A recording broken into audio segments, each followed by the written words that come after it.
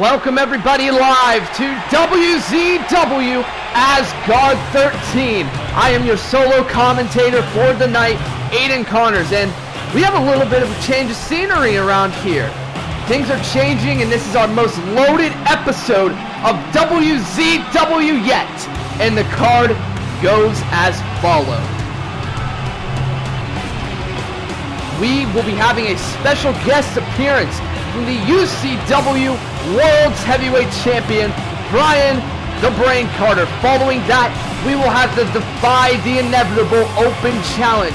This is Trey's second title defense. Will the curse continue or break? Next, we have a number one contender special contract match with Michael Kidd going against R-Dub, going against Leo Sua. After that, we will have our World Champion, Christ, speak on his recent actions in betraying Dave England. After that, we will have teacher versus student as Ikino Miyazaki takes on the Tattoo Menace, Jay Murphy. Following that, we will have the debut of the Golden Ticket himself, Chris Malenko. And after that, Team WZW for Dynasty Network Collision will be revealed. That is our card for tonight. It is a very stacked card here for tonight. And I guess the only thing that's left to say is, let's get ready for the ride.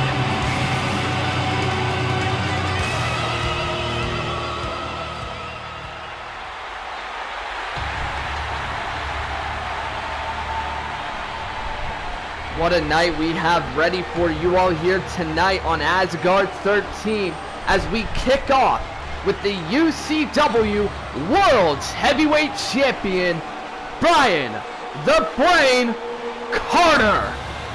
This man I've known very long throughout my commentating career. I have been doing this for 12 years, and I've known this man for a good amount of that time. This is one of the best professional wrestlers to ever step in the ring. A former two-time WZW World's Heavyweight Champion, and many more accolades to go along with this. About last year to 2019, we were uncertain of where Brian the Brain Carter was going to go with his career. We thought he was possibly thinking about retirement as he had shut down WZW, but in a miraculous return, he has brought back the title around his waist, the WZW World Heavyweight Championship, along with the WZW United States Championship, the WZW Women's Championship, the WZW Intercontinental Heavyweight Championship, and the WZW World Tag Team Championships. This man is a jack of all trades and a master of all of them, being considered one of the best, alongside one of the people like Rashad Wyatt, who's been trying to grab the attention of this man, Brian the Brain Carter, ever since he made his return with the WZW World Championship. It's very interesting to see Brian here tonight, as he has not stated what his reason for being here is. I contacted my newsletters and had not received anything in return. So for all we know, he could be making a call to the entire roster. For all we know, he could be announcing he signed a contract. You never know with Brian the Brain. That brain of his, it's always thinking of something new to surprise the crowd. That motto of "you can't outsmart the brain" isn't just some catchy t-shirt motto. It is a fact of reality. As Brian the Brain finishes up his entrance and gets ready to grab a microphone, I will silence myself now so we can hear what Brian the Brain, the WZW World Champion, has to say.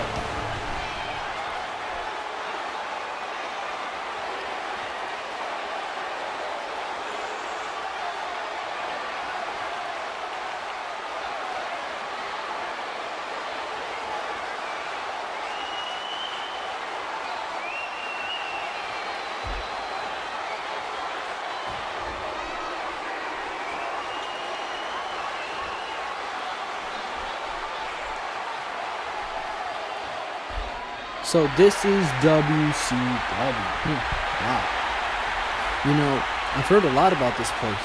Hearing stuff like, this is where the toughest wrestlers compete and where only the strongest survive. It reminded me a lot of myself, actually. A hard worker who gives it his all to earn all his opportunities. Now, I'm not here to talk about how incredible I am. Otherwise, we'd be here all night. The real reason I'm here is to defend my UCW World Championship. I fought long and hard to keep and defend this championship. On my own, I've already defeated Jackie Blank and Leo Sula. And now, I want to see if what I've been hearing is actually true. I want to see if this is truly where the toughest wrestlers come to compete.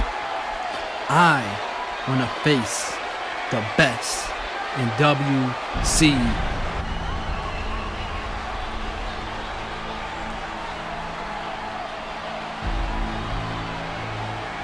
Shut the fuck up.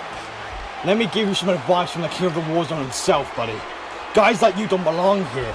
You ain't no tough bastard, and you ain't got the mindset for a place like this. See, where you came from is a place of egos and entitled donkeys. They think they're on top of the Mount Olympus. Well, guess what, lad? You ain't on Mount Olympus. You're in the ring with the fucking pillar. And what I want to do is a match in the main event tonight. You and me for that piece of gold you got in your hand right there. So I can show the world that you ain't who you say you are. You're just another ant in my colony. So, do you accept or not?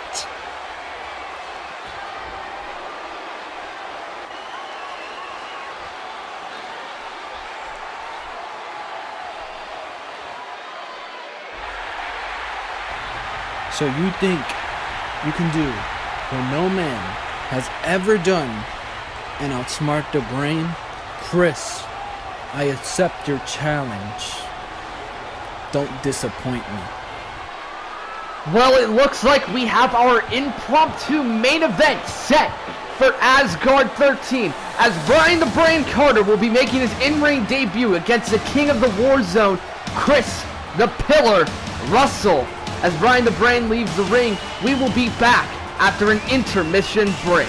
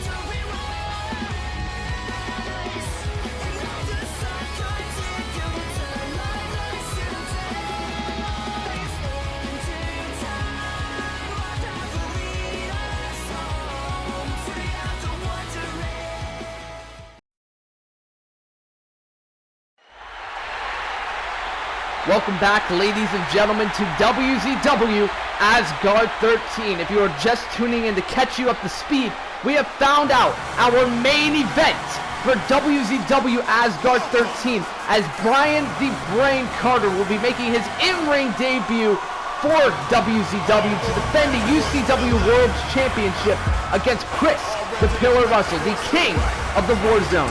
But that is a different matter for a different time. We are now set for our first matchup of the night, as Trey Mercer will be defending the WZW National Heavyweight Championship in an open challenge to defy the inevitable. Many men so far have stepped up and failed. So far, Trey Mercer has gotten through 2 defenses. Will tonight he break the curse of the WZW National Championship, where after the second defense they will drop the title? Or will he, well, break it tonight? Trey's a man to break many things, like breaking from the Machine's ego, for example. Will he break the curse tonight? It's only a matter of time to figure it out. It all depends on the opponent. It all depends on Trey Mercer's physical state, because this man has put himself through hell and back.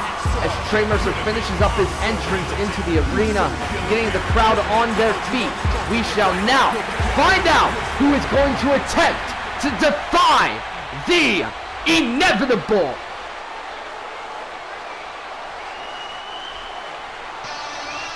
And as the theme song rolls in, that can only mean one thing, and it is this. The one half of the WZW World Tag Team Champions, Robin Heath, is the man to step up to attempt to defy the inevitable. Robin Heath is one of the best hardcore wrestlers to walk WZW's turf. Along with somebody like Chris Malenko, Robin Heath is known for not being scared to throw any rules out the window. He is a bare-knuckle brawler, but because of wrestling's, safety protocols, even though we don't believe in those here, he is taped up for tonight, ready for a fight. The last overall time we saw this man, Robin Heath, he was attacked backstage at BWF. The last time we saw him here in WZW, he retained the World Tag Team Championship with his partner CZB against Dave England and our World Champion Christ. But now, he is looking to add more gold to around his waist, as he is going to attempt to defy the inevitable and become the WZW National Heavyweight Champion of the world. And there it is, the WZW National Heavyweight Championship. That is what this is all about here tonight. As the ring introductions are being made, this man, Robin Heath, you can see the look of anger yet determination flowing through him as he is staring daggers through our national champion. After what happened at BWF, you gotta be wondering what's going through the mind of our half of the tag team champions as he taunts to get their crowd on their feet into the corner of opposite of him, It is the WZW National Champion, Trey Mercer. This man has fought through hell and back to get that championship. He went through trials of Talos. He broke the machine. He went through Travis Turner. He went through another man in another promotion that I unfortunately cannot remember. My apologies. And now he is going to be defending the WZW National Championship against Robin Heath. Trey looking down at that title possibly for the last time as the referee shows Robin what this is all about. That WZW National Championship as the ref holds it up to confirm that the championship match is now set. It is only a matter of time before the bell rings, and I apologize for my voice. I'm just so excited for tonight. It is hard for my voice to not try to die. But Trey Mercer and Robin Heath showing a sign of respect to start off this match. Now going into the middle of the ring with a classical collar and elbow tie-up. Robin Heath overpowering Trey Mercer, which is not something that we see oftenly with Trey Mercer. Now Trey pushing him back to the middle of the ring. A waist lock locked in. Now look at this, Robin Heath throwing him down into a headlock. Trey Mercer quickly getting out of it, wrenching that elbow. Robin Heath quickly getting out of it and wringing that wrist. Oh, and wrenching and pushing Trey away as he taunts to Trey Mercer, telling him to bring it. A collar and elbow tie-up once again. Trey Mercer this time overpowering Robin Heath into the corner. Will we get a clean breakup? Or no, Robin Heath bringing the power back to Trey and bringing it back to the middle of the ring as we have an arm wringer locked in from Robin Heath. Now look at this, Trey Mercer reversing it and wrenching on that elbow and that wrist. And wrenching on it even more, trying to wear down that arm of Robin Heath. Try to exploit any body part he can. And now look at this, Robin Heath having a ringer in on that wrist. Trey Mercer, he's kind of going in at this match with a disadvantage if you think about it. Trials of Talos, Crom the Machine, Travis Turner, the other title defense, and now here. You gotta wonder if that's doing a toll on this man as Robin Heath had the Fujiwara armbar locked in, but Trey Mercer gets out of it now with a knife edge chop. No, a chop square to the throat from Robin Heath, possibly going for a German suplex, but Trey reverses it, possibly going for one of his own, but Robin reverses it this time. Now Robin trying for again. This time Trey reverses it once more. Now he's turning him around, and oh, both men just screaming in each other's face. Irish whip off the ropes, drop down, leapfrog. Now look at this, what could Trey be set up for? Shoulder tackle off the ropes, a second shoulder tackle off the ropes once more. Look at this, Robin Heath dodging and connecting with a shoulder tackle of his own. A second shoulder tackle, possibly setting up for that back suplex powerbomb combo, but Trey reverses it with a backflip. Not something that you see often out of Trey Mercer. And now look at this. Robin Heath telling him to bring it as Trey stares him down in the corner. A chop to Robin Heath. A chop to Trey Mercer. A headbutt to Robin Heath. And another chop to Trey Mercer. And oh, a punch square to the face of Robin Heath. Oh, and a knee to the gut. Off the ropes goes Trey Mercer. Leapfrog from Robin Heath. A second leapfrog from Robin Heath. Now he's going for the belly to belly, but Trey Mercer reverses it. Trey Mercer, Irish whip off the ropes. Drop down. Leapfrog. What could he be setting up for here? And oh, a flapjack, sending him flying into the air, into the cover. Could that be enough to put Robin away? Cover. One. No, not even a 2 count. You're going to have to do a lot more to put away Robin Heath.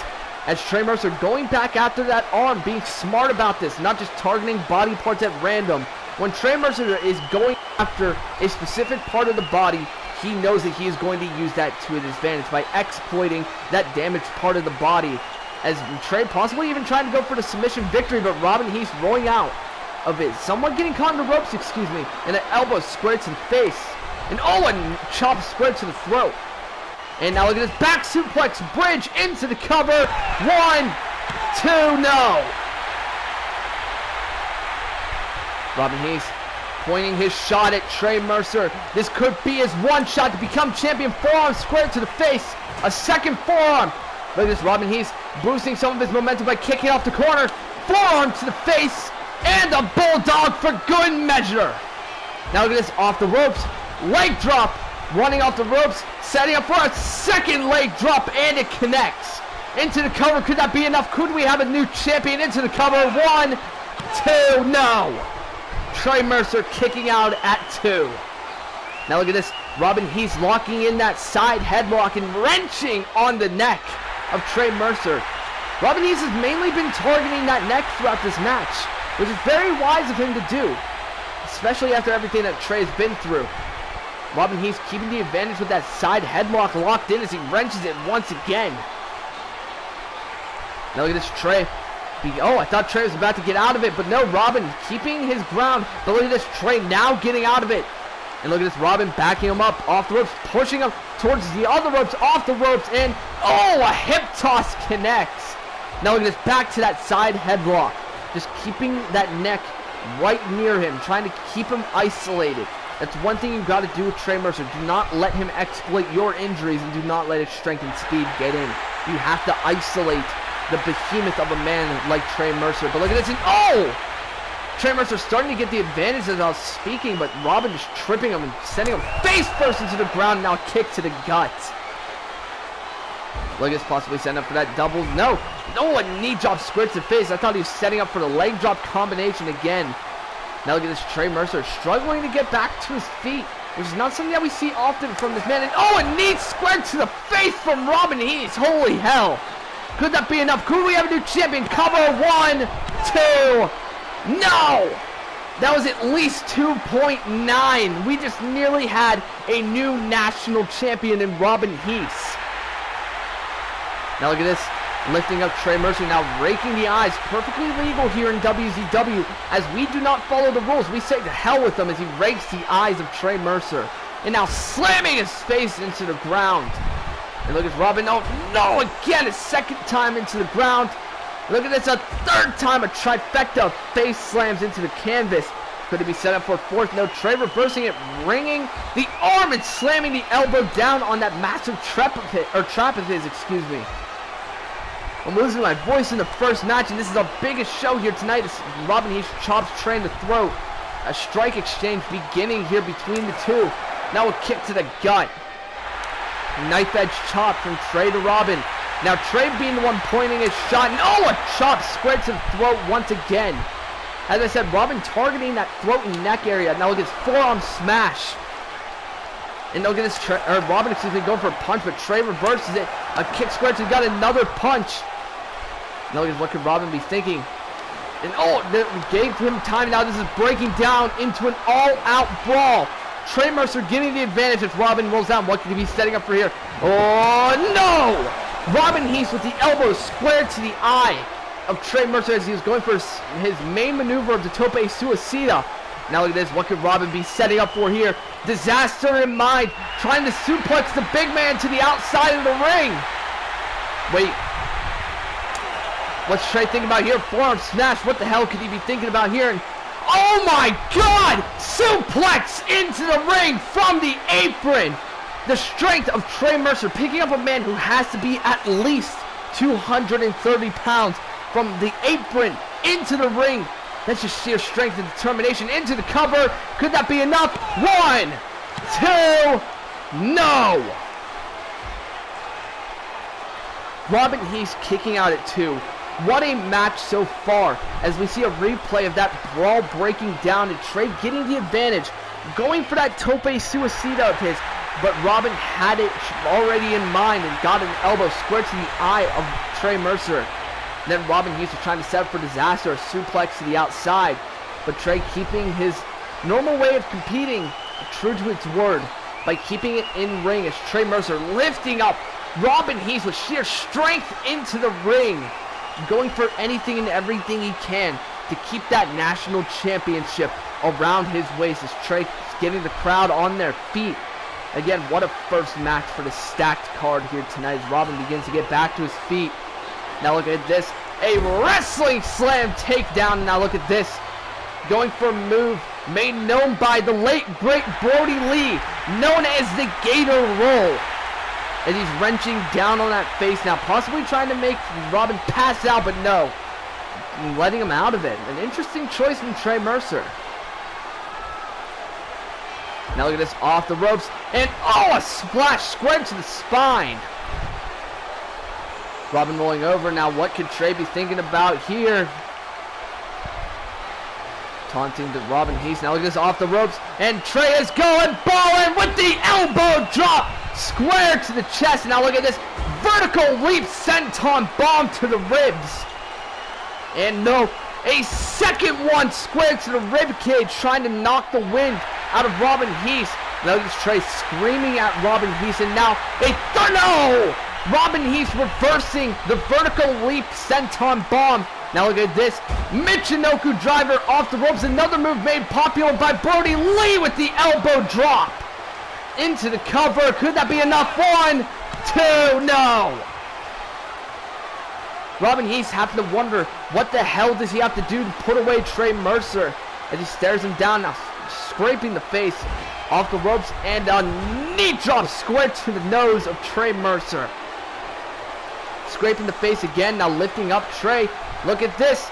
And a headlock driver into the cover, not pushing the shoulders down, not a full cover. Cover 1, 2, no. Robin Heath picking an unwise way of pinning Trey Mercer, getting a bit cocky now. He just left him open to kick out. I don't think that was a wise move of Robin Heath. I think the cockiness is getting to him. Now he could be setting up for that well-known spear of his. Going for the spear. No! Trey jumping out of it. What could he be thinking about here? Look at this.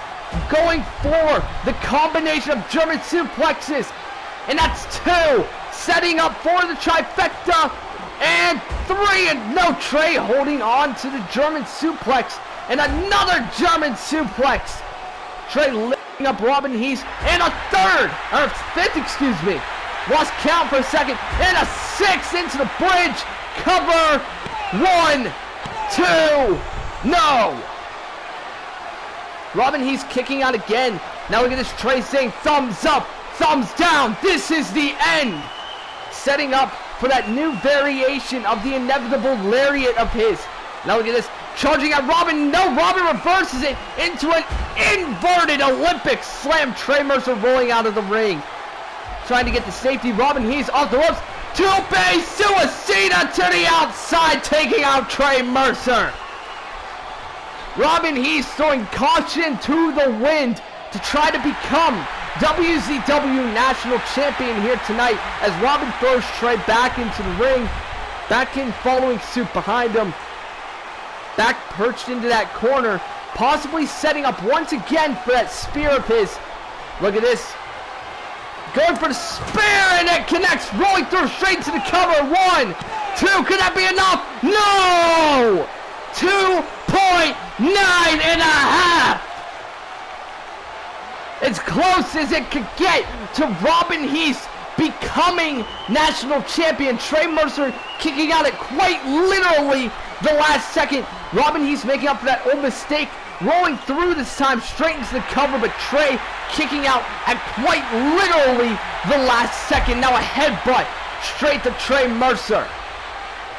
Now look at this. Headlock locked in, but pressing that knee straight into the spine of Trey Mercer.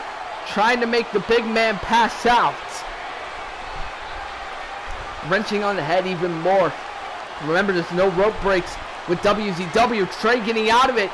Now look at this. Robin Heath with a strike combination coming in off the ropes. Now look at that. Oh, a lariat. Another lariat. And now look at this. A third lariat sending Trey into the corner trying to get the safety. Robin saying, what does he have to do? Now look at this, a chop, punch, a chop and a punch, and the combination of fury is being unleashed right now on the face and chest of Trey Mercer. Now look at this Irish whip into the opposite corner, bouncing off. What could Robin be thinking about next? And oh my God! A shotgun knee strike square into the corner. Now look at this, stomping a mud hole into the national champion. Frustration building up through Robin Heath. But he needs to keep his eye on the ball if he wants to become national champion. Into the cover. Could that be enough? 1, 2. No. Trey Mercer kicking out at 2, and that frustration has to be just at the breaking point for Robin Heath as he picks him up once again. What could he be thinking about here? Irish whip into the corner. Trying to perch him up onto the top rope for the looks of it. Indeed he does. That can only mean one thing, and one thing only. Robin Heath perching himself up onto that top rope. That means one thing. We got a superplex incoming! Now rolling through. Now we're going to, oh wait! Trey Mercer into the vertical powerbomb. 1, 2, no! Robin Heath connecting with the superplex, trying to roll through into possibly a Falcon Arrow, but Trey Mercer denying it and doing a suplex vertical powerbomb combination. As now Trey connects with a Gunrich powerbomb, cover. 1, 2, no! Or wait, rolling through square into the Lion Tamer, middle of the ring. There are no rope breaks here in WZW. So Robin's only choices are to find a way out, pass out, or tap out. As Trey Mercer wrenching down on the legs of Robin Heath, trying to get him to tap out, doing anything and everything he can to try to win, but Robin gets out of it. Robin can't get up due to the injured legs from that Lion Tamer, but so Trey taking full advantage of it. Now look at this. A deadlift. Oh! Look at this, lifting him up into what I believe is going to be a gory special, and it is. Wrenching down on that neck as hard as he can. He said, you won't tap out. Well, guess what? I'll make you pass out. As he wrenches down on the head of Robin Heath. Just wrenching harder and harder, as hard as he can. Anything and everything he can do to win, he will do just that. Now look at this, Robin Heath getting out of it with a tilt-a-whirl arm drag. And look at, oh, jumping square into the guillotine hold, taking down the big man. That's one way to take down Trey Mercer. Just knock the life out of him. Just take the air out of him. That's one way to beat him. Just make him pass out. You have Trey Mercer trying to fight his way out of it, trying to leverage himself to keep the air going through to his lungs so he doesn't pass out. Because if he passes out, we got a new national champion. Now, speaking of the national champion, oh, no. I thought he was going to get out of it, but I stand corrected. Robin Heath continuing to apply pressure to the neck and throat of Trey Mercer, taking any air out of him that he can. Now Trey Mercer picking him up, and this time Robin Heath catches himself. That can mean one thing. Elbow strike. Second elbow strike. Now look at this. Irish whip into the corner. Elbow strike. Irish whip again into the other corner, and another elbow strike.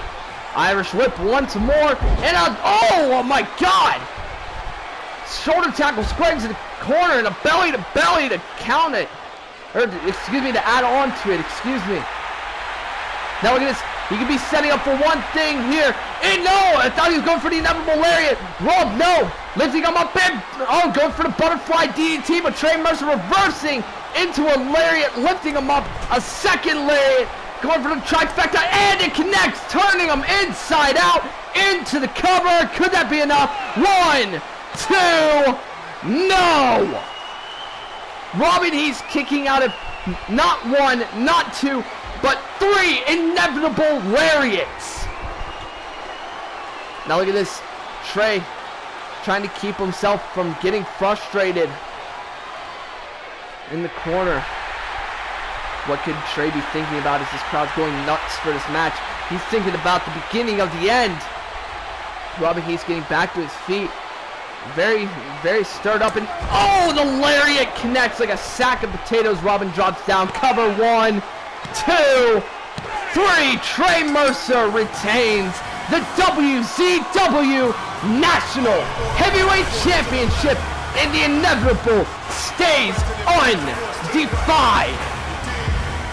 But Robin cannot walk away from this match ashamed. He cannot walk away from this match sad. He cannot walk away from this match feeling any sort of negative feeling towards himself. He put up a hell of a fight, but as the inevitable says, the inevitable comes for everybody, and Trey Mercer proves just that, breaking the curse. Wait, we have backstage cameras here on the TV. I have one in my comment. Wait, that's Travis Turner.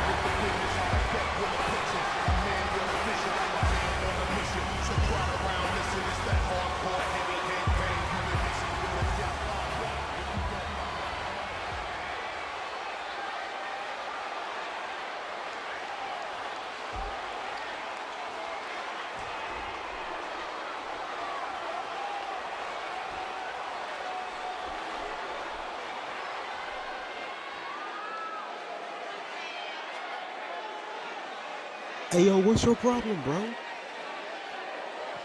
You want to know my problem, Brayden? You really do. Right now, you are the problem.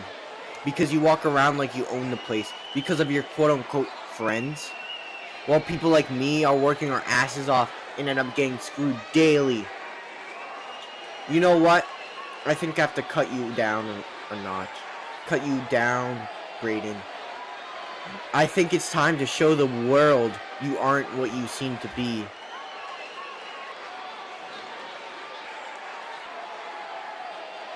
Bro?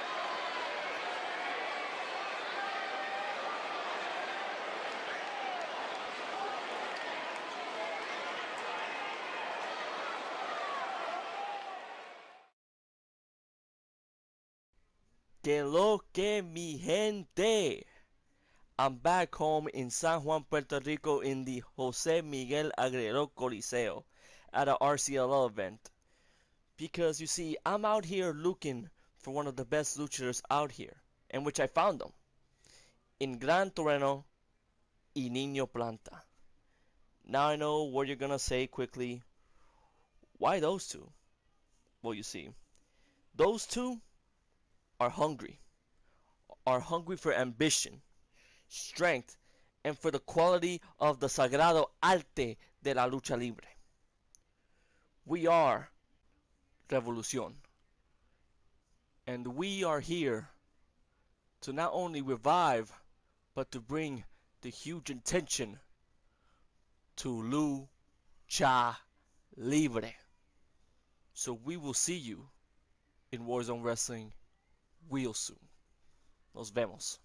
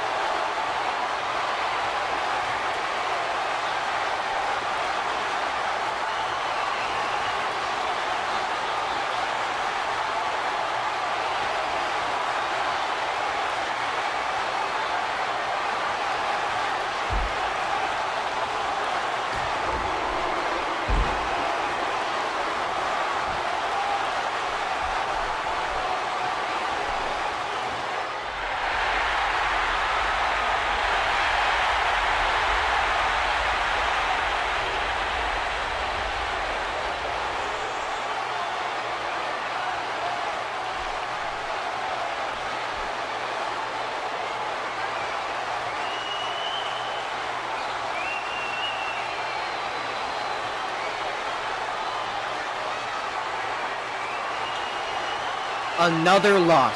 Another fucking loss. Christ, Chris, Trey, and now Braden? I cannot get my moment. One can only take so much before he snaps. And well, I snapped. I snapped on Braden, and honestly, it felt good. But your buddy Dan had to come out and help you because I was beating you so bad, Braden. He had to help you before you ended up on the injured list, just like Carter Young. So with that being said, I want both of you. Don't worry about me having a partner. I'll find someone. If not, I'll go in alone and take down the NXL champion and the Dynasty Undisputed champion all by myself.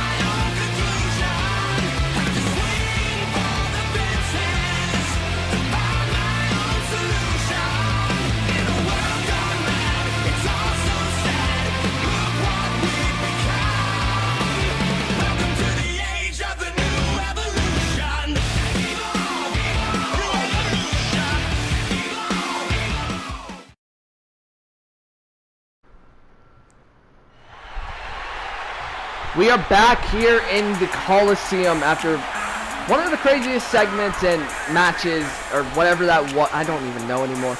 Just one of the craziest situations I've ever had in my entire commentating career.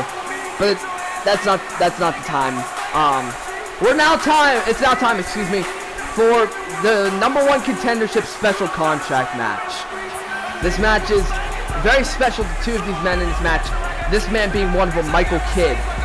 Leo Sua being another, and then R-Dub having the opportunity to become #1 contender. If Michael Kidd or Leo Sua can win, they can not only earn a contract to WZW, but they will also be #1 contender to the WZW North American Championship. If R-Dub wins, this is just another match to him. This is just another #1 contendership match win to him. It's just another championship win to him. That's how he sees it. And I'm not trying to spew propaganda about the GOAT, the Immortal. These are all facts. But Michael Kidd, I do not know a lot about this man, so it's very interesting to see him in this ring in WZW. I'm intrigued to see his wrestling style. I'm intrigued to see the man that is Michael Kidd. If anything, I need some amazing wrestling after that whatever the hell just happened moments ago. It's a great thing to see the Bad Boys back. It's a great thing to see more competition being made with the tag division, but it's so hard to even comprehend what just happened. But Michael Kidd in the ring, and as the theme hits, you know that can only mean one thing, and one thing only. It is the presence of the Samoan GOAT, Leo Sua. This man has been going on a bit of a redemptive run in his career, realizing the rights and the wrongs in his. Sorry, I lost my train of thought. He just realized his wrongs, to put it simply. He realized everything he was doing was wrong, and he wanted to turn it around. And quite frankly, he's been doing just that. Last time we saw this man, I believe, he was putting up a good fight against Butter Slug, and then he got hit with the butter kebab, and that was it. He was down for the count, 1, 2, 3, and now he has another chance to earn a contract here in WZW, and also become #1 contender. You can only wonder what these two men, Michael Kidd and Leo Sua, must be feeling. Because like I said, R-Dub, he's already contracted here. He's already here in WZW. This is just another match to him. This is just another paycheck, another venue for him. He's been doing this for so long. What more does he have to prove to everybody else? He's a jack of all trades and a master of all of them. While Michael Kidd and Leo Sua have everything to prove here tonight with this special contract / #1 contendership match. As Leo Sua finishes his entrance up here, posing to the crowd, some booing, some cheering. Man, it kind of has a love-hate relationship with the WZW universe. Some love him, some hate him, some are in between, some don't even remember what they feel about him. It's very interesting with Leo Sua. He finishes up his entrance, stretching in the ring, and that only leaves one man left. The notorious, the greatest of all time, the immortal Rashad Wyatt, otherwise known as R-Dub. R-Dub, another, like I said with Brian DeBrain Carter earlier, one of those jack of all trades and a master of all of them. You compare him with anybody and he will find a way to beat them. Whether it is hardcore wrestling, technical wrestling, high flying, a brute, a luchador, an egotistical maniac who just bends the rules to be specific. This man will find a way to defeat them, and that is what makes R-Dub the greatest of all time. The immortal R-Dub. That is what makes this man, and that's why for this situation, he just sees it as another match.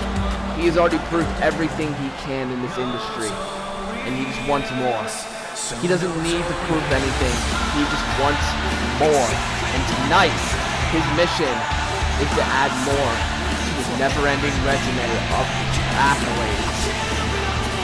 Being the XPW World Heavyweight Champion, unfortunately not having the title with him tonight.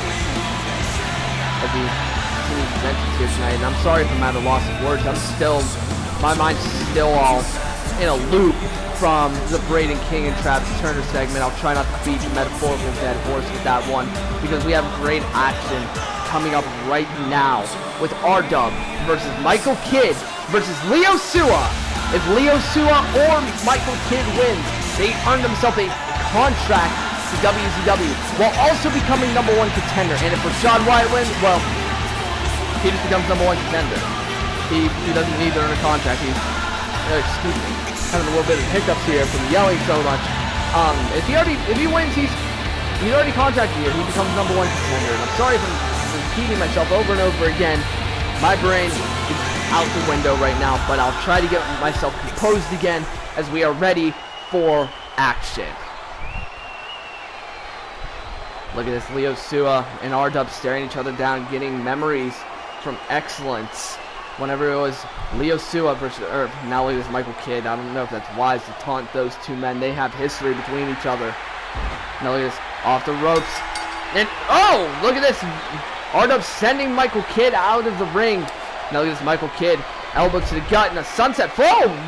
Landing on his feet. I thought he was going to go for the sunset flip power bomb. Now look at this Irish whip off the ropes. R-Dub, Michael Kidd dropped down, leapfrog once again, and R-Dub catching himself. He's saying, I'm not playing this game. Now look at this Leo Sua. Oh my god, Leo just grabbing Michael Kidd and yanking him out of the ring. Now look at this Leo Sua picking up Michael Kidd. Now Michael Kidd kick square to the face, and oh my god, Michael Kidd. I like this kid. Now this, oh my god. That handspring kick to the face as Rashad Wyatt calls to the crowd, off the ropes, and tope con hilo to both men, taking both down. Rashad Wyatt, or R-Dub, excuse me, picking up Michael Kidd, throwing him into the ring, sliding in right behind him. Now look at this R-Dub picking up Michael Kidd. Now look at this, what can he be set up for here? And oh, a tilt-a-whirl neck breaker, and now whipping him around, and again another neck breaker. Into the cover. Could that already be enough? Cover 1, 2. No, Michael Kidd kicking out at almost the last second. R-Dub nearly just became #1 contender in the snap of a finger. But again, when you're the best of the best, the jack of all trades, it's kind of hard to outdo him. And now look at this, a press slam connects to Michael Kidd. Picking up Michael Kidd, Rashad Wyatt does. Now look at this, grabbing him again, has him in the press slam position, and another one connects in the square, or the center of the squared circle, excuse me. R-Dub picking up Michael Kidd again, going for the trifecta maybe. Now look at this Michael Kidd reversal. Now look at this. He has the Kimura locked in. Kimura locked in. He could snap that arm and make Rashad Wyatt tap out, and he earned himself a contract and a #1 contendership opportunity. Now look at this, whipping through. Now look at this, another Kimura locked in. Just keeping that arm targeted and isolated. Taking something from Trey Mercer versus Robin Heath earlier on in the night. Just keep Rashad Wyatt isolated. That's honestly the best thing you can do when you're up against the best of the best. Now look at this. Now, oh, Rashad Wyatt rolling through. Beginning to get out of it. Michael Kidd was trying to go for a guillotine. Now look at this. Michael Kidd lifting him up, going for this. Oh, wait! Rashad Wyatt reversing it into a cross arm bar. Like I said, the best of the best, a jack of all trades, and a master of all of them. Bringing up that submission specialist side of him as he has the cross arm bar locked in. But Michael Kidd beginning to get out of it. A punch to the nose. Oh my God. 3 punches squared to the nose of Rashad Wyatt. Trying to break that nose, ducking down, but making an unwise decision, uncoordinated, miscalculated decision. And then now Rashad Wyatt's taking advantage of it. Elbows squared to the side of the head of Michael Kidd. Over and over again. Now Leo Sua finally back up to his feet. Trying to take advantage. Now getting Rashad Wyatt from behind with a clubbing strike and a chop. Now he's Rashad Wyatt, punch to the face. Rashad Wyatt saying, I don't need to bother with Leo Sua. I already beat him. Now he's going to Michael Kidd again. Now he's going for the belly to belly. Oh, wait, Hurricane, no, power down away. Oh my God, holy hell. Rashad Wyatt just Hurricane Michael Kidd went for the power. Oh wait, oh my God. I can't even recall recap what's happening. Now knee to the gut.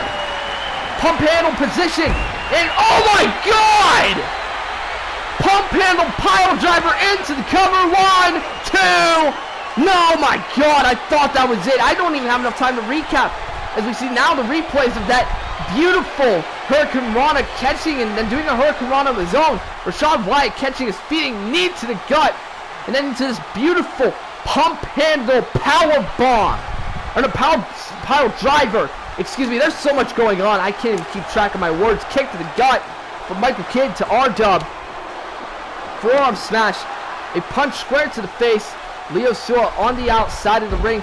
Michael Kidd with the the clothesline. Oh my God, I cannot keep track of what I'm saying right now. My apologies.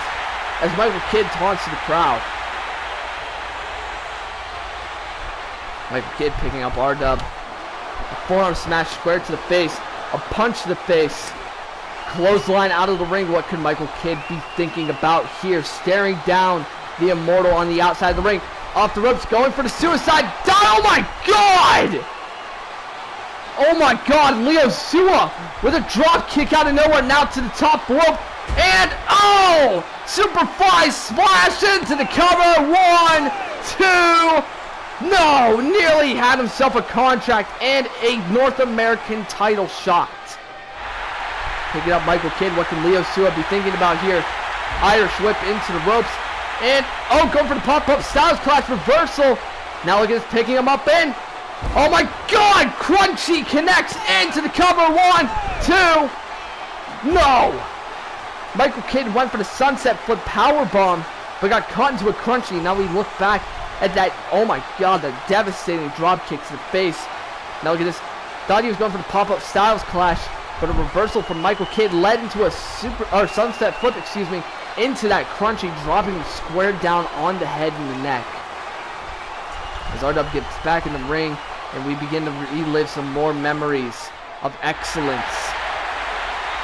These two men staring daggers through one another. Now Rashad Wyatt telling him to bring it, and Leo Sua telling him to bring it. Now this forearm, elbow, forearm, and oh my God, this series of strikes begins. Now this reversal, going for the power bomb. Look at this, R-Dub reversing with the Hurricane Rana, now possibly setting up for that Tiger Fate kick, and it connects. R-Dub, what could he be thinking about here as Leo Sua gets back to his feet? Off the ropes. Look at this. Leo Sua catching him into a German suplex into the corner. Oh my God. And R-Dub getting back to his feet as the lariat connects. Another lariat connects. And wait for a lariat of his own, but a reversal. Now look at Leo Sua. Samoan drop connects.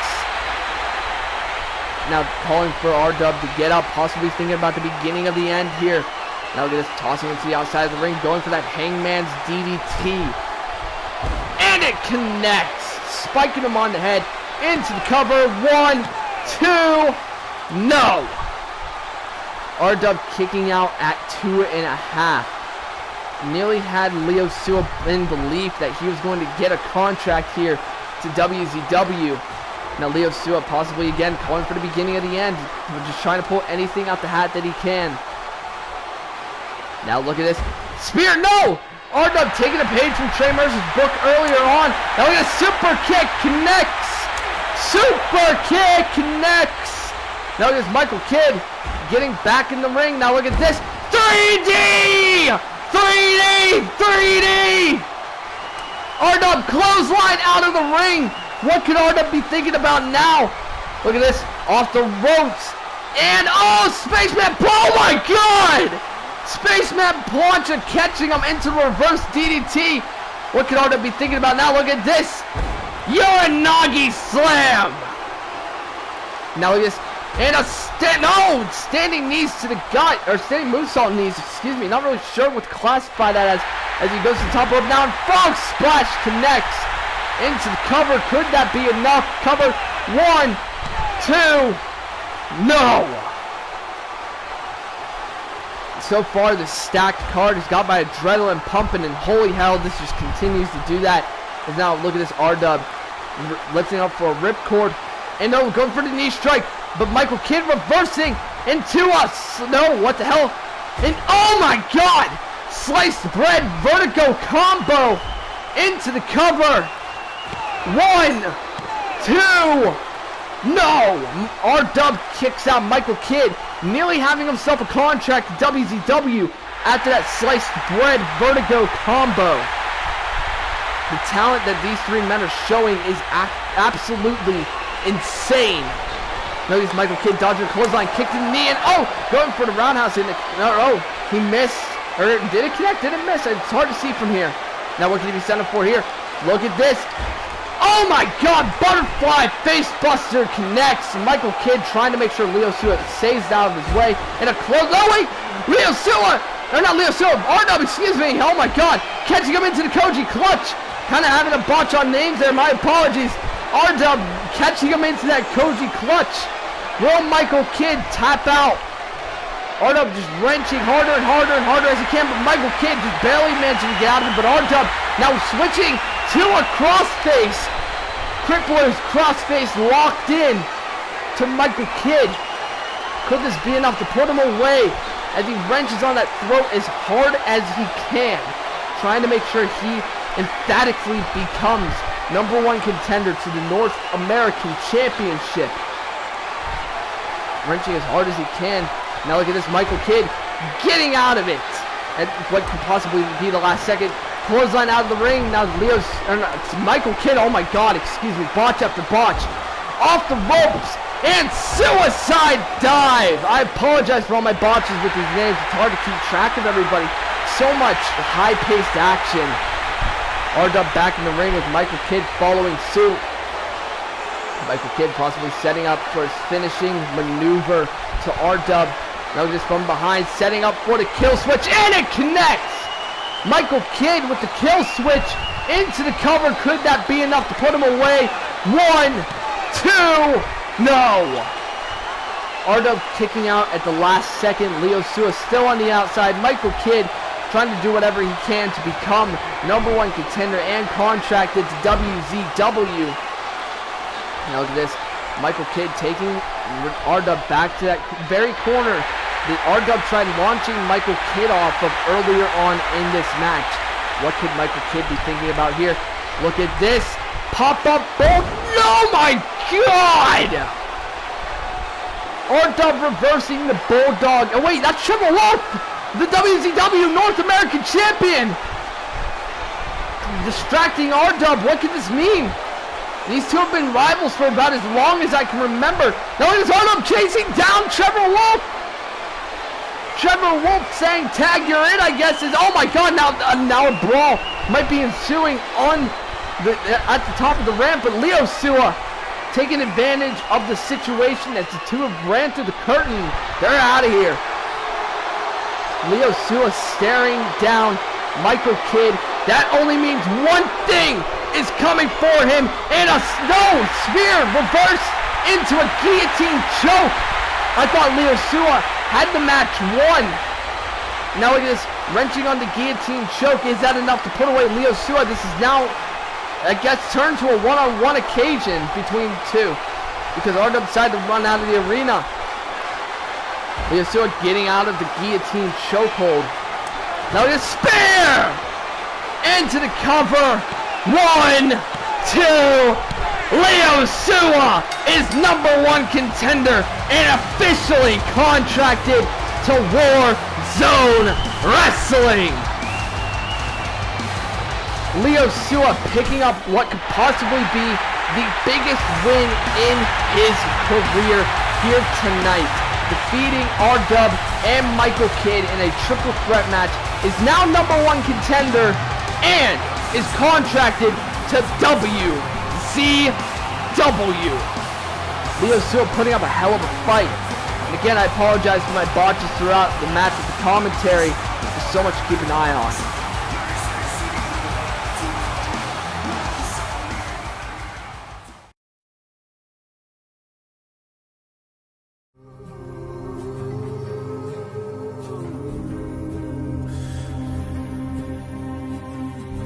One more time before I go, I'll let you know that all this time I've been afraid wouldn't let it show. Nobody can save me now. No, nobody can save me now.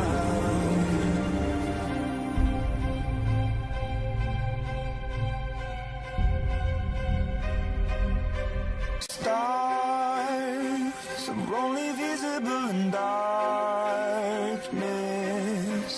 Fear is ever changing and evolving. And I feel poison inside.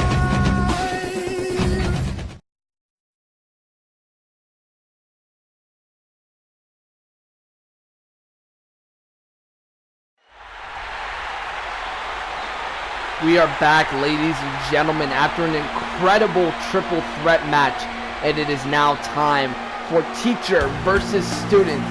And coming out first is the student, Jay Murphy, accompanied by his advocate, I guess his new teacher, Quoron Cook, the Dynasty European Champion. Jay Murphy and Ikino Miyazaki's history is very subliminal, yet very interesting once you know about it. As we know, Ikino Miyazaki has a group known as No Longer Silence, who is out to defy the wrestling gods, and Jay Murphy was a part of that. Jay Murphy was seen as Ikino's right-hand man, but suddenly he began to start popping up with Quoron Cook. And Ikino didn't take too kindly to that, especially after Jay Murphy saved Peligro from Ikino Miyazaki last episode. But now these two signed for a match, and that can only mean one thing. Big fight feel. Will the student overcome the teacher, or will the teacher prevail as always? You never know with these two men. They're both interesting cases. Ikino Miyazaki making a sudden pop to WZW out of nowhere. People weren't sure how to take him. Some took him seriously, some didn't. And Jay Murphy with his whole new persona, people have done just that. And that's taking Jay Murphy seriously. Now Jay Murphy awaiting Ikino Miyazaki to come to the ring, but it seems that may not be the case. Is Ikino even here? Jay Murphy running the ropes. Even Quoron seems to be a bit confused. Jay asking Quoron, where the hell is Ikino?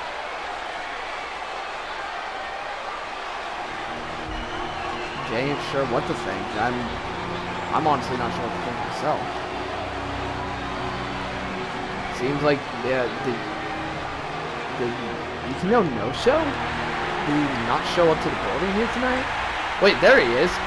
I guess doing a little bit of a prayer backstage. Wait a minute! What the hell? Oh my God! Backdrop suplex to Ikino Miyazaki. What the? Who? What the hell? Wait, what? What? That's Alexander Henry. What? Wait, what? Huh? Look at this. Alexander Henry has Ikino up on his shoulders. Burning hammer. What? Wait. Wait, why is... I thought Alex was done. Laying out Ikino Miyazaki, I thought Alexander was... Wait. Is he now heading to the locker room? I don't even know if he was scheduled to be here. Hello there, Joe. I bet you weren't expecting to see my face around again, haven't you? Because you got so used to having Ikino Miyazaki be around because he's in the same ball field as you, you didn't care to think that one day I will make my triumphant return to WZW. That was the idea that sat in your head, right? But unfortunately, I am back. Unfortunately for you.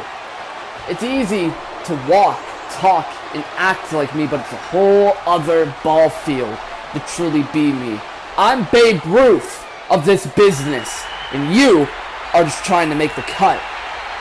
In 2020, I became complacent with my accomplishments and was ready to let people pass me, and I had my head up my ass all of 2020. But after re-injuring my knee while attacking Polygram in 2020, I pulled my head out of my ass. I'm ready to be the best there is, the best there was, the best there will ever be in WZW. And to do that, to get the championship accolades, to get the money, to get the fame, I have to go through you, Jay. And who better than to go through you first? Because I see a lot of myself in you, Jay. You've become complacent with your career already. You are complacent with no longer silence, creating the tattooed menace for you. And now you're complacent with Karan Cook, the Dynasty European Champion, to uphold your career for the rest of it. Right? But unfortunately, laziness and complacency is what will kill you in this business. And it almost killed me in this business. But now that my head's out of my ass, I'm going to be the one to kill you in this business. I'm going to rip through you. I'm going to rip you piece by piece, and I'm going to go through you. And I'm going to become the best in this business by any means necessary. And ain't nobody in this damn world going to tell me no. So Jay, I don't care when, I don't care where, if it's at your house, if it's here in the Asgard Coliseum, if it's over in Dynasty with your little bestie, Karan Cook, at ringside, I don't give a damn where, how, and when. You and I will face each other, and I'll give you the ass whooping that you've deserved this entire time, kid.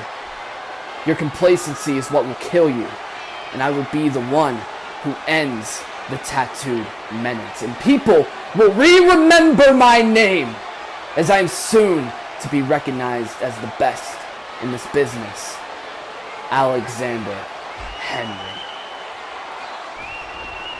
I don't even know what to say. Alexander Henry has returned to WZW. It was an interesting situation that we didn't want to talk about. We thought that man was done with professional wrestling. Even Jay is confused. Karan is confused. Alexander Henry sending the warning to Jay Murphy, saying he will be the end of the tattooed menace. I'm at a loss of words. I don't even know what to say.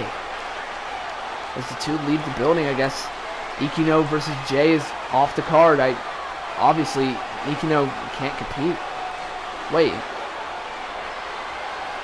Yeah, they're setting their shots. Guess we'll be back.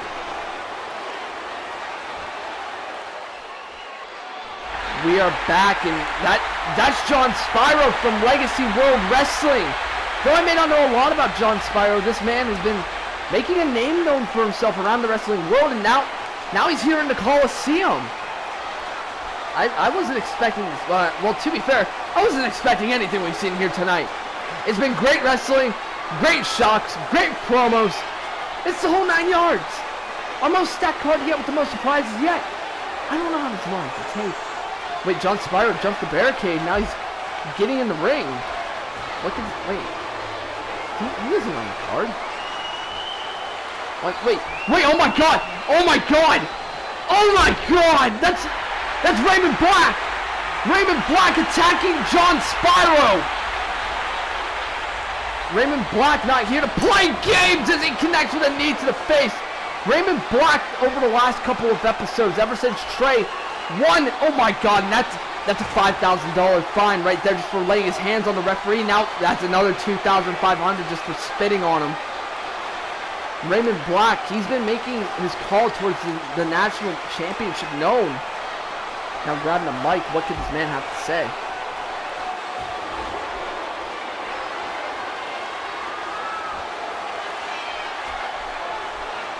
You thought this was over, John? This is just the beginning. Now get up now. Raymond Black saying this is just the beginning for John Spyro, calling for him to get to his feet. And John Spyro does. John Spyro's dazed out of his mind. I don't even think he remembers where he is. There's now Raymond Black going back after the attack on John Spyro. Like I said, this has been a night of shocks and surprises. Raymond Black popping up for the first time in a little while. Now look at this on the shoulders. What could he be setting up for here? Look at this. Oh my god, half Nelson driver. Dropping John Spyro right on his neck. And Raymond Black seems to be holding no remorse for that. Now look at this, continuing the assault, raking the eyes of John Spyro. And oh my god. Oh my god. I think, yeah, John Spyro's busted open. Raymond Black continuing the attack, taking out the ref, trying to take out John Spyro, possibly even permanently. We need to get some... Wait, where's security? No, they're probably fighting. Oh my god. We need better security at the end of the day. Raymond Black, knee strike to the face. Now John even just trying to find any willpower to pick himself up. He wasn't expecting this as a jumping corner clothesline connects. Raymond like a man possessed. Now look at this on the shoulders. That can only mean one thing. GTS connects.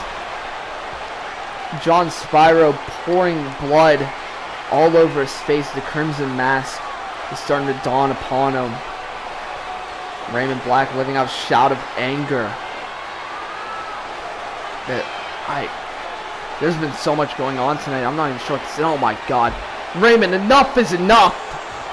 On the shoulders again. No. Oh my god, another GTS. Normally I can handle this kind of stuff, but this is just barbaric, Raymond. What is the reason? Oh my god. There's more questions than answers every 5 minutes. Raymond Black attacking John Spyro, leaving him covered in blood. And Raymond Black, I guess, making his message known to the roster.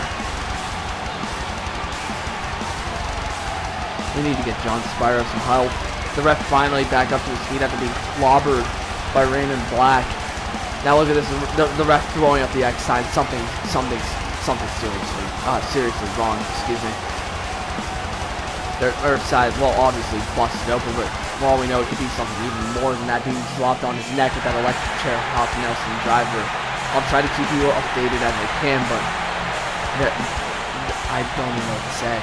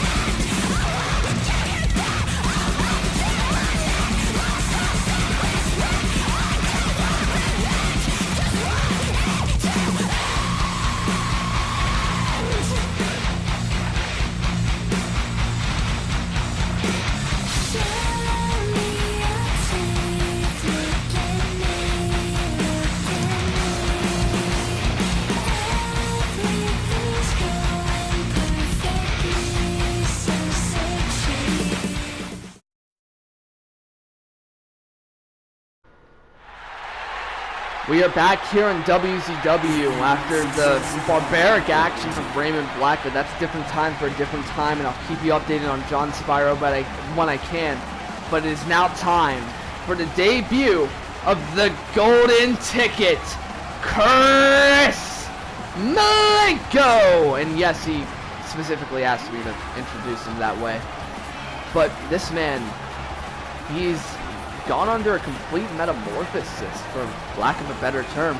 He's keeping the hardcore attitude, the hardcore mindset, but just the gear, the attitude, the cockiness, the overall feel of Chris Malenko is nothing like the man we once knew. He's dropped the pale skin. He's dropped it all. He's dropped it and now just made the golden ticket, which I guess now tonight will prove if it's for the better or the worse, being a part of the faction known as the Last Call. Representing the Last Call tonight, hoping to represent him loud and proud. And, well, I guess in his words, he will be representing him loud and proud in his words when he beats his opponent. But for all we know, he doesn't know who's facing. It could be anybody on this roster. It could be somebody who already competed tonight. It could be somebody we've never seen before, like how it went down with John Spyro, but then Raymond Black happened. But Chris Malenko finishing up his entrance as the Pyro once again going off, having all the gold in the world that he can. It's almost like the golden touch, the golden curse of Midas. Everything he looks at, everything he touches turns to gold. Now Malenko finishing up his entrance here. It is now time to find out who is his opponent for tonight. And by the sound of the music, I've said it before, I said it again, that can only mean one thing, and that means he is here. The one, the only, Chris Sinister. We haven't seen this man since his debut of, I guess now the returning Alexander Henry. It leaves me in shock after Alex. I won't get into that yet, but Chris Sinister is here. We haven't seen this man since the debut of Alexander Henry. A lot of people have begun to interpret Chris Sinister as nothing but a stepping stone in their careers, but Chris Sinister shouldn't be someone that you sit there and doubt. He can easily be the top star here in WZW. It's just a matter of time. Now making his way to the ring to compete against the golden ticket, Chris Malenko. Keeping it composed and slow, opposed to Chris Malenko's cockiness and the pyro, all of it. Keeping it calm, cool, and collected.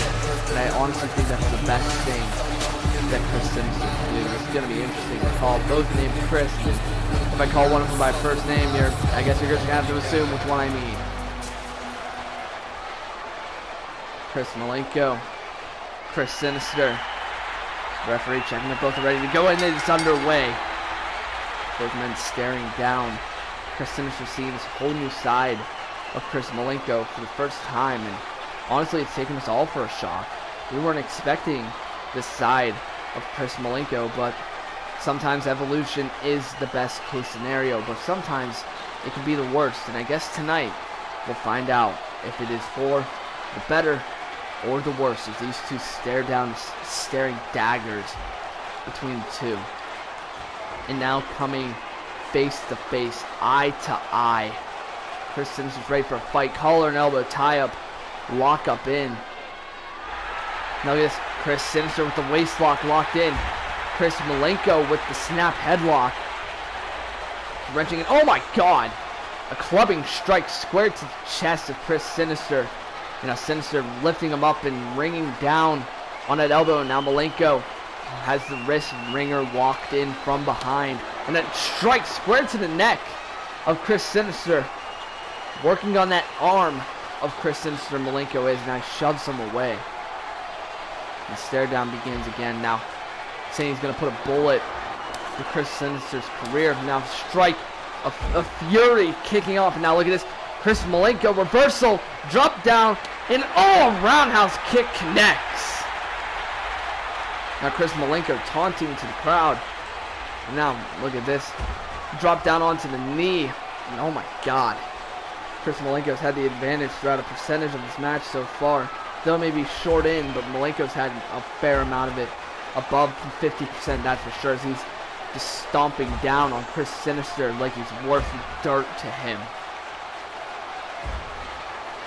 Chris Malenko, what could he be setting up for here? Look at this. Knee to the back of the neck, holding him down, just taunting. How this man has changed. It's like the complete opposite of who he once knew. Look at this Chris Sinister not taking too kindly to the cockiness with a German suplex from the middle rope. Look at this. He grabs the arm, now begins the kicks to the face. And oh my God. Chris Malenko dropping like a sack of potatoes. Now look at this. Going for them again. Now look at this. This time stomps to the back instead of the face. Now going back to the face. Down to the ground again. Chris Sinister, I've learned to be kind of a ground and pound, technical kind of guy. Working on the arm of Chris Malenko. He can easily snap that arm right there, but he chooses not to. Now look at this. Chris Sinister up to the middle rope. What could he be thinking about here? Saying this is it. Going for, oh my God, a flatliner, and it connects into the cover. 1, 2, no, not even 2. Now look at this, going back after that arm, ringing it down as hard as he can with wrenching it.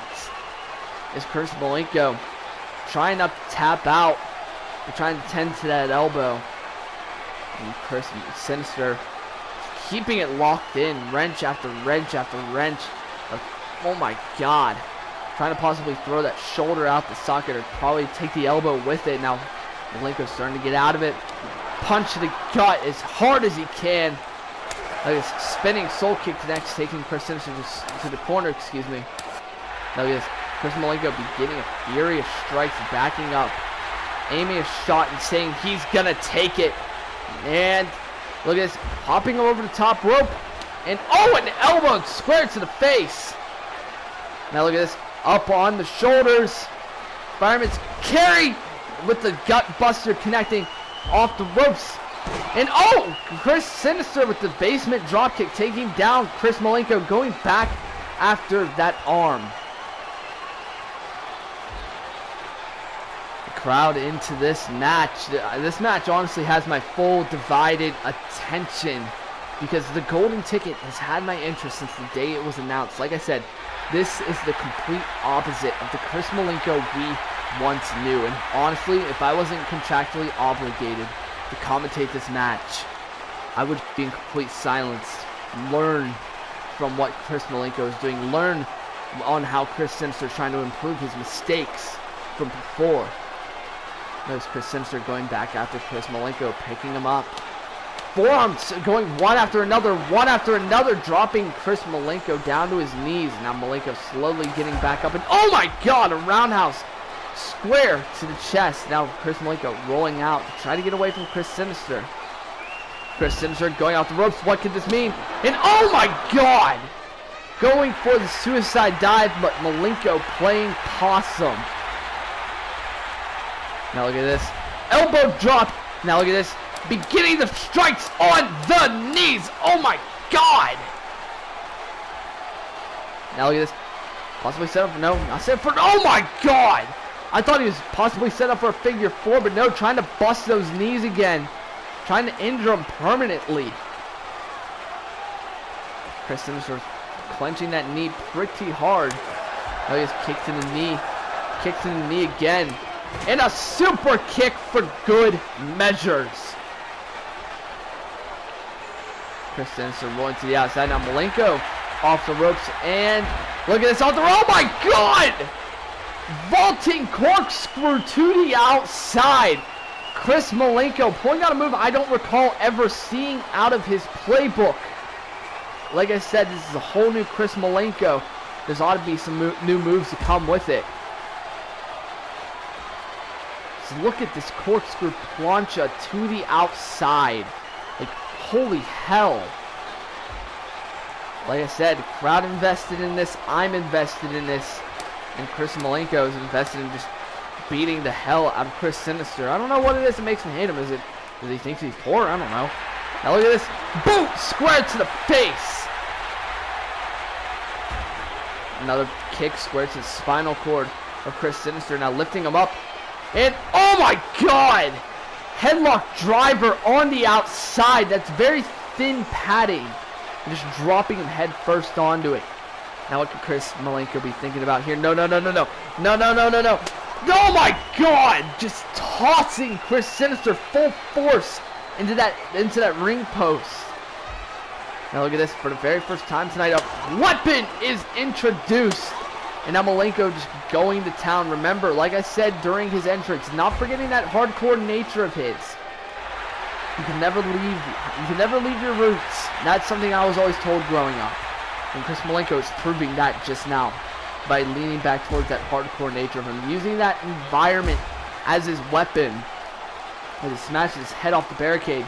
Now look at this. Front lock STO to the outside. Chris Malenko picking up Chris Sinister. Has him in the power slam position. What could he be thinking about here? Now look at this. Chris Sinister getting out and attacking the knee. Chris Sinister possibly getting life back into him. With a lariat connects and now picking up Chris Malenko. That could only mean one thing. He's going to use that chair. And he's going to use it until it either breaks or Chris Malenko breaks. Chair shot to the lower spine. Chair shot to the head. A second chair shot to, or third chair shot, excuse me, to the hip. Now look at this. Possibly trying to permanently injure Chris Malenko. Chris Sinister to the middle ropes. Now look at this. Oh, elbow reversed, almost hitting that chair. Now look at this. Malenko is setting up for his finishing maneuver on the shoulders. Pump handle into the Samoan drop. Cover. You can count to 100. 1, 2. No, wait. Malenko saying, no, you're going down on my terms. What the hell could this mean? Taunting to Chris Sinister. No, wait, Chris Sinister taking advantage. Roll up. Cover. 1, 2. No, Chris Malenko nearly getting too cocky and it nearly cost him. Chris Sinister with the fury of forearm strikes. Now look at this. Irish whip reversal. Sending Sinister to the outside. Going for the... Oh my god! Not sure what Malenko caught him with there from my monitor here. Look at this. Malenko saying, you want to try to end my career by breaking my ankle? I'll break your damn neck. Now Malenko taking his time, and now look at this. Oh my god, the Swanton reverses. Chris Sinister nearly just has his career ended right in front of him. Now forearm smash square to the back of the neck. Now look at this. Chris Sinister to the top rope. What could he be going for now? Designating his shot. And oh my god! I'm not sure who that hurt more, Chris Sinister or Malenko. Watch this closely. Sinister landing on the chair, but also connecting with that elbow. He injured himself in the process, so I guess the only person to blame is himself. Now Sinister in the corner, possibly calling for the beginning of the end.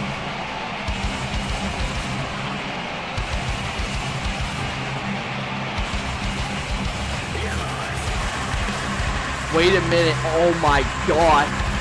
That's the last call. That's Donnie Dumps and Alex Haas. What the hell are they doing here? Chris Sinister looking over thinking, what the hell are they doing here? They aren't meant to be here. Alex Haas taunting Chris Sinister. Wait, Sinister turning around. Oh my god! Brass knuckles from Malenko, and Chris Sinister's busted wide open. We already had John Spyro get busted open. Now we have Chris Sinister getting busted open.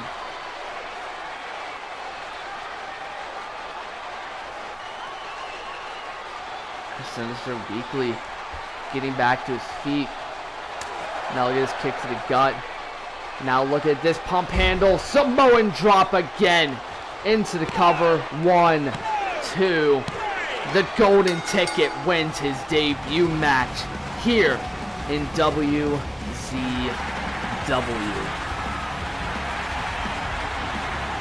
Donnie Dumps and Alex Haas. These two men coming out of absolute nowhere. I guess, oh wait, calling the men down. Now look at this, he ain't done. Look at this, Chris Sinister trying to fight back. He saw what Malenko was trying to do, trying to get Alex Haas and Donnie Dumps in here. Fighting back, everybody, oh, and the numbers game is just too much. Now, the whole thing of the last call, just jumping Chris Sinister. I guess the quote, everybody hates Chris, is true in both ways. Oh my god. That can only mean one thing. The last call is here in WZW. And anybody who has a brain in their skull knows this means trouble.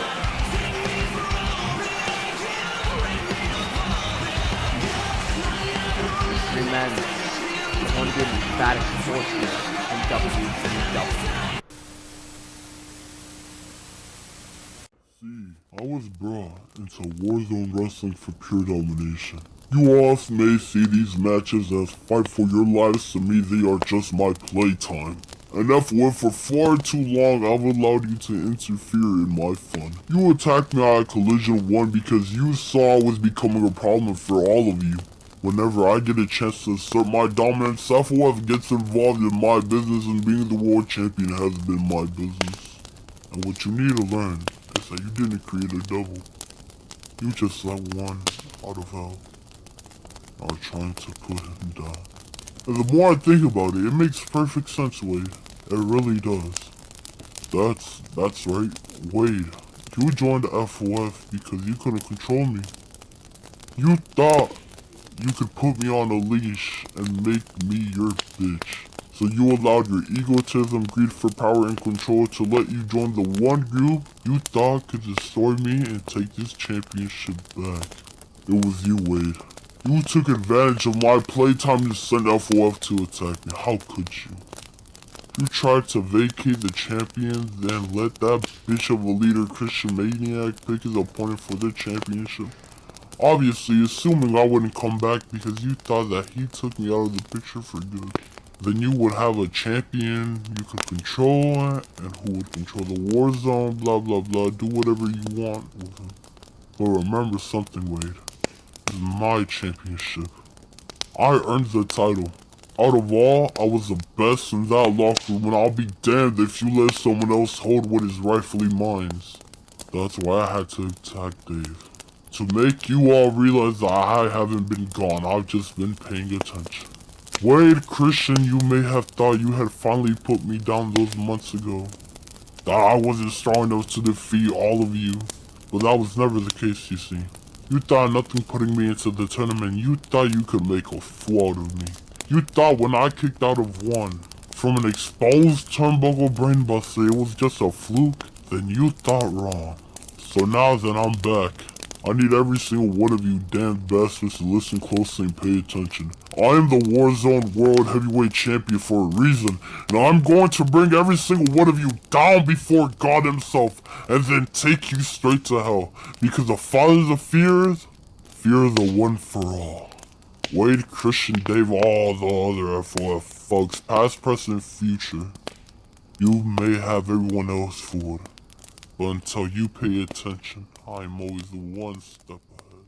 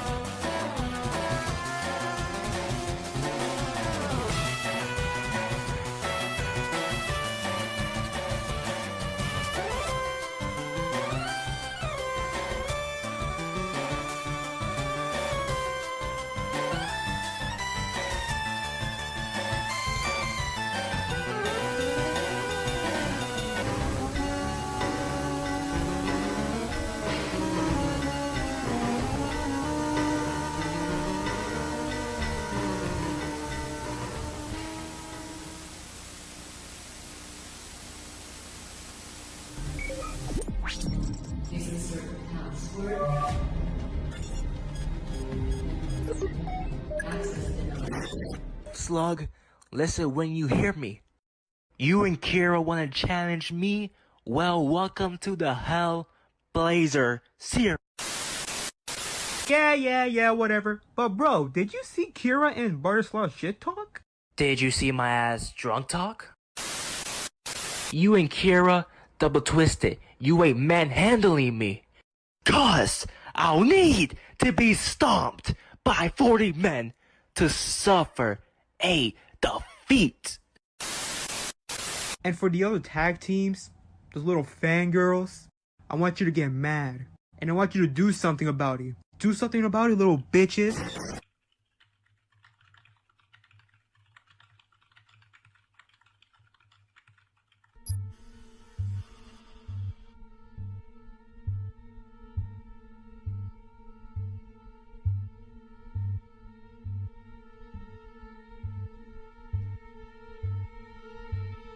CZB.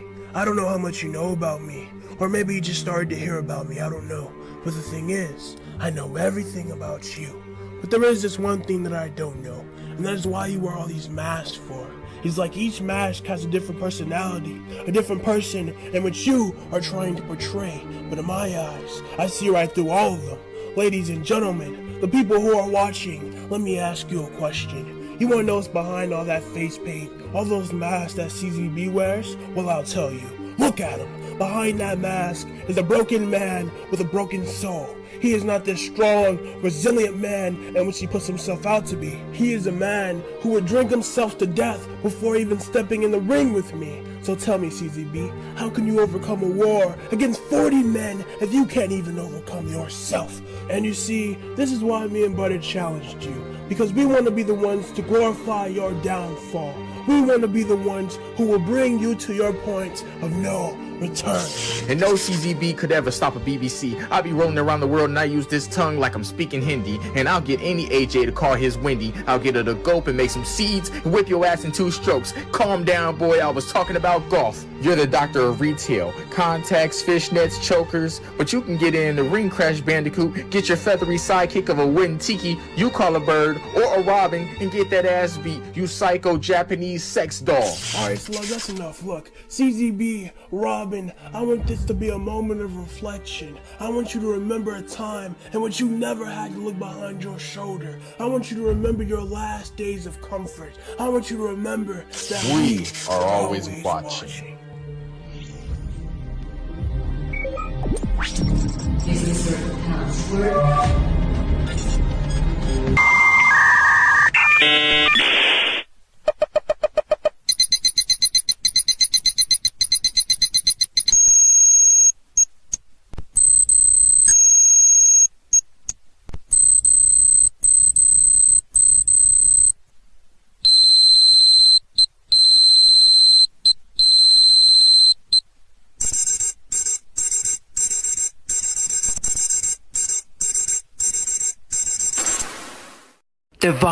Divine Eye, I hope you're hearing me through the screens, screaming like a caged demon. So you better let me out of this machine.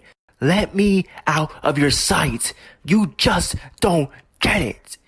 You're giving me what I want. More fucking eyes that Times Square can see. I want to be famous. Hollywood Hills, Hollywood signs, Billboard records. You're looking at a broken record with nothing to lose. So look at me when I'm talking to you. The mirror of the wall. As I stare into the camera, as I stare in a reflection, you say you're always watching, so I hope you stay woke. Keep steady of the cameras you zoom in and out of. Because one day, those cameras will become a production, a prop of the Hellblazer series. Oh wait, it already is. So don't make me go to your little hideout. Chris Daniels already burned down the first one with no trace of spread. But let me spread my fucking fingerprints so you can come find me. You're not dealing with a regular citizen who puts his heart on his chest for the Pledge of Allegiance. You're dealing with a man who doesn't respect the newfound land. He was growth, a limp to limp, bone to bone, Baby steps to 100 miles and running. A seed to a blooming flower who folds its petals now. I hope to meet you, Kira, and Butterslug face to face one day. But keep watching over me, cause this is Thug Life. All eyes on me. From Crazy Bastard.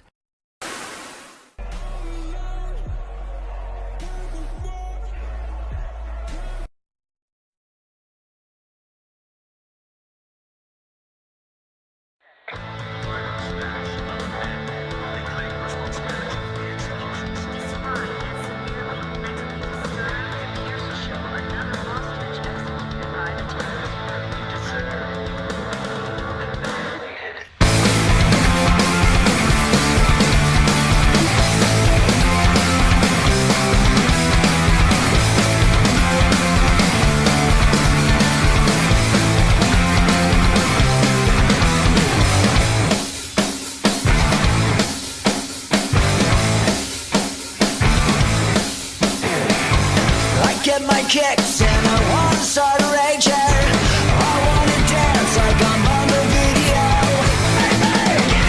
Shoot me up to everything. I am a semi-automatic lollipop. Give me death or give me in. Daddy's little psycho and mommy's little soldier.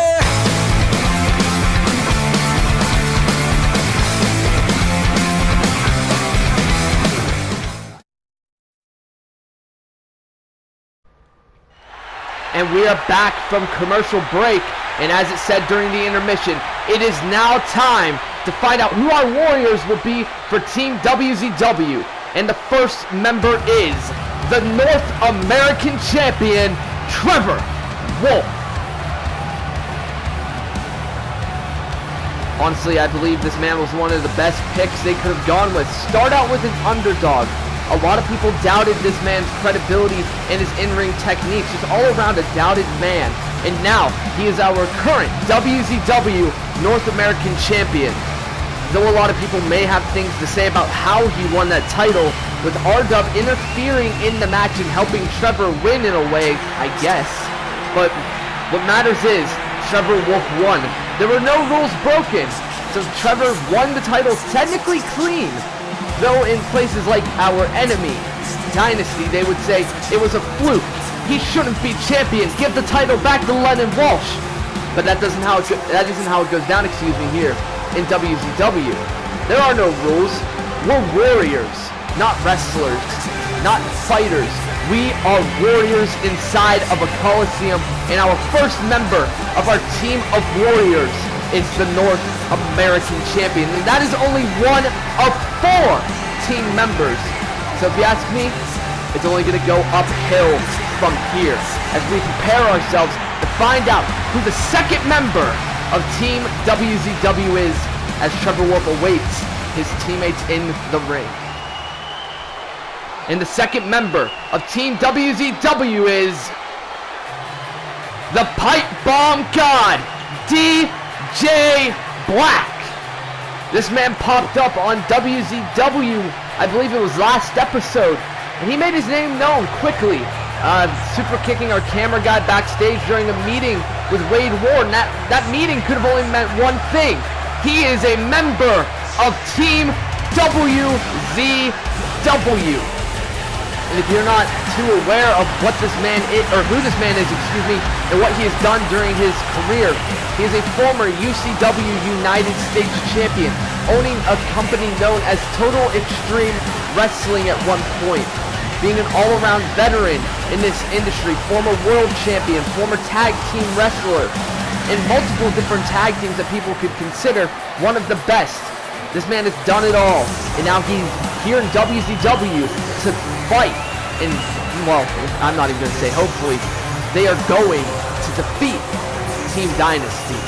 This is member 2, excuse me, got mixed up in my words there, member 2 of 4 here for WZW. What a big person to get onto our team. First the North American Champion, and now new signee DJ Black, as we prepare to find out member number 3 of Team WZW.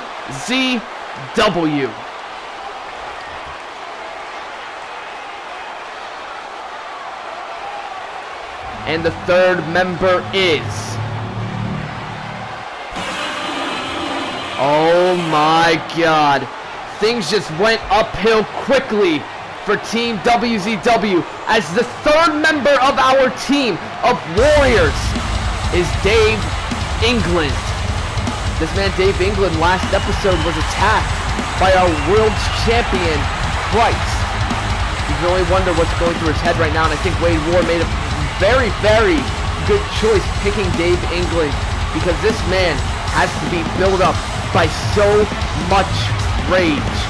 Being attacked by somebody that he considered an equal. I cannot say a friend because honestly I don't see this man being somebody who cares about friends. He saw him as an equal.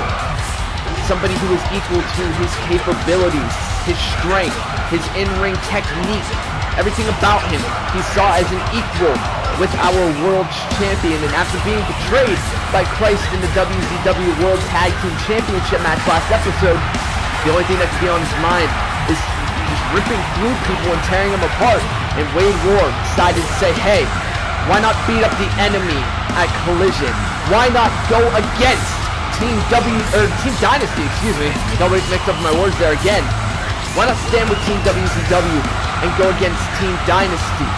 Why not rip them to shreds and show that WZW is in fact the superior brand of the Dynasty Network?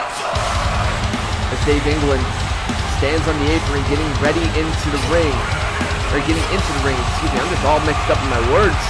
So many surprises for this team. This is member 3 of 4. And you can only wonder, how the hell can you top Dave England? We've had the North American champion, the newest signee, the Pipe Bomb God, and Dave England. How can you top that? As we are ready to find out the 4th and final member of Team WZW, and it is... Oh my God! What better way to lead the team into battle than quite literally lead the team into battle at Collision with our owner of the show, the top-notch, the man, the myth, the legend himself, Wade Ward. This man, the owner of Team WZW, last episode, or a couple episodes, excuse me, of Dynasty ago, Dapper said, bring your best, bring Team WZW, and he says, you know what, you want me to bring the team, I'll come with them and I will lead the charge into battle. This is our owner, Dapper. He's leading the charge in the battle while you're standing behind everybody else as we will rip through Dynasty to shreds. I know my job is to not be biased and call it down the middle, but I stand with Team WZW, with DJ Black, with Trevor Wolf, with Dave England, and with the owner, Wade Ward. You are hiding in fear behind everybody else, and we will march through Dynasty and show we are the superior brand on Dynasty Network. As Wade Ward gets in the ring with his teammates going into Collision, this is Team WZW. Our North American champion, Trevor Wolf, the Pipe Bomb God, DJ Black, Dave England, and the owner of WZW himself, Wade Ward.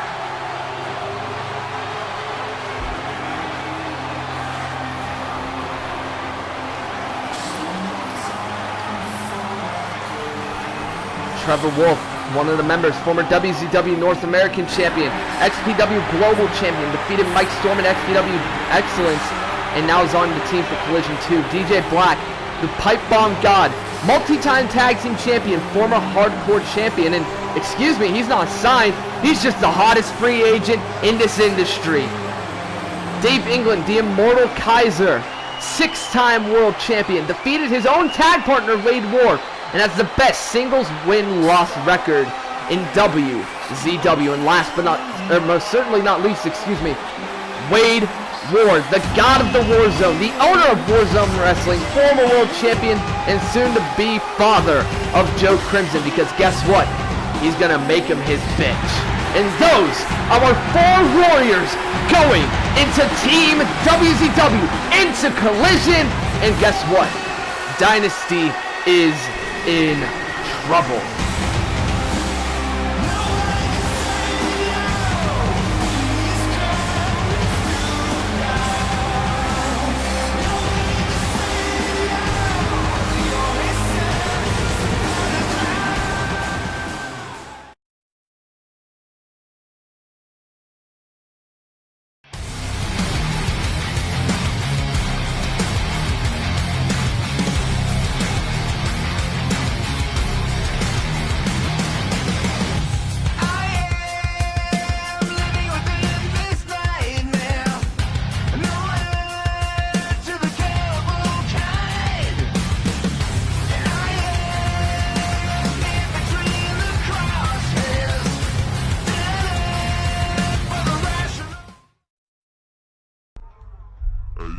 some more drinks going on, I sound a whole lot better.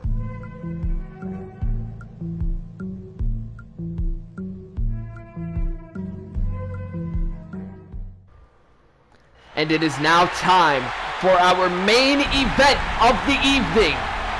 It is the UCW World's Heavyweight Championship match, as this man, the king of the Warzone, earlier on tonight called out Brian the Brain while making a special guest appearance. He wasn't even supposed to compete tonight, but Chris said, no, you are competing tonight, and you are putting that World's Championship on the line. The king of the Warzone trying to rack up more gold around his waist. This man is a multi-time champion and currently holds more than one championship. Unfortunately, I cannot recall the name of the other championship. I apologize as a commentator, but what matters is this. He's trying to add the historic UCW World Championship to his never-ending resume. Honestly, one of the fastest rising stars here in the industry of professional wrestling. He keeps this match sacred, and he knows what he is doing. This industry is in his blood. He's the son of a king, and now he plans to add another championship to his resume as he awaits his opponent in his debut match here tonight in WZW, excuse me, the UCW World Champion, Brian the Brain Carter. Like I said earlier on the night, this man, one of the best to go bell to bell, and we have the opportunity, we have the privilege to see Brian the Brain compete live here in WZW as he makes his way to the ring for the second time tonight, as it says on his nameplate, the UCW World Champion, and he is the owner of UCW. He is also going into another match in the future with the God of Thunder, Kobe Jordan, in a dual title match for the UCW Intercontinental Championship and the UCW World's Heavyweight Championship. Also going into a triple threat match for the XPW Heavyweight Championship with David Blake and R-Jump. This man has many championship matches coming up, and hell, for all we know, later down the line he could come here and try to add another one to his never-ending resume. Again, one of the best to go bell to bell, a jack of all trades and a master of all of them. This is a privilege to see him compete tonight, and I am honored to be calling it as he continues to make his entrance to the ring. This is going to be quite literally a battle of David and Goliath. The size difference between these two is quite crazy, if you ask me. But like I said, Brian the Brain isn't one to back away from a challenger. He is a jack of all trades and the master of all of them. He has beaten Jackie Blank and Leo Sua so far since bringing back the UCW World Championship. Will he get through Chris Russell?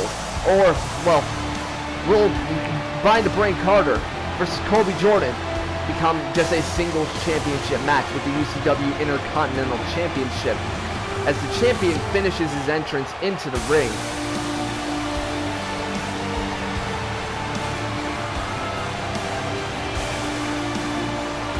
Chris Russell staring daggers to Brian the Brain, but Brian, quite frankly, doesn't seem phased, keeping it calm, cool, and collected as he always does. As he backs into his corner as we await for this match to begin. That is what this is all about. The UCW World Championship. That is what is on the line here tonight. Out of nowhere, like I said earlier, Chris Russell, this man, made the call and the challenge to Brian the Brain Carter, and he wasn't one to back away from the fight, and he accepted. He said, don't disappoint me later tonight. And this man, well, I think he's in one of the best shapes of his life, and I think he's ready to possibly become champion. Like I said earlier, quite a battle of David and Goliath. This man, Brian the Brain Carter, the world champion, putting the title on the line against a behemoth like Chris, the Pillar, the king of the Warzone, Russell. But this man, he's unlike anybody else. That is what it is all about, and that is why he is the UCW World Champion. A lot of people were uncertain why he was champion, being the former champion, Romano, was suddenly just had the title taken away from him, but he proves himself every time he gets in this ring. Why? He handed himself that big piece of gold as the ref holds it up. That beautiful World Championship. Again, that is what is on the line. And if you're just tuning in, this is our main event of the evening. Brian the Brain Carter versus Chris the Pillar Russell for the UCW World Championship as the collar and elbow tie-up begins off this match. As Chris easily over... Oh, wait!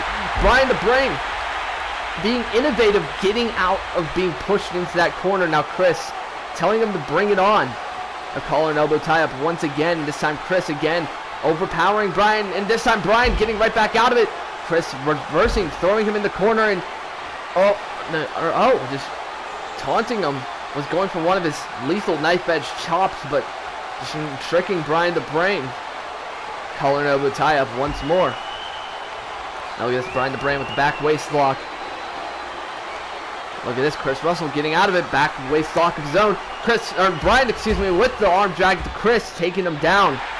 His innovativeness has to be what gets him through this match. Again, the size difference is big.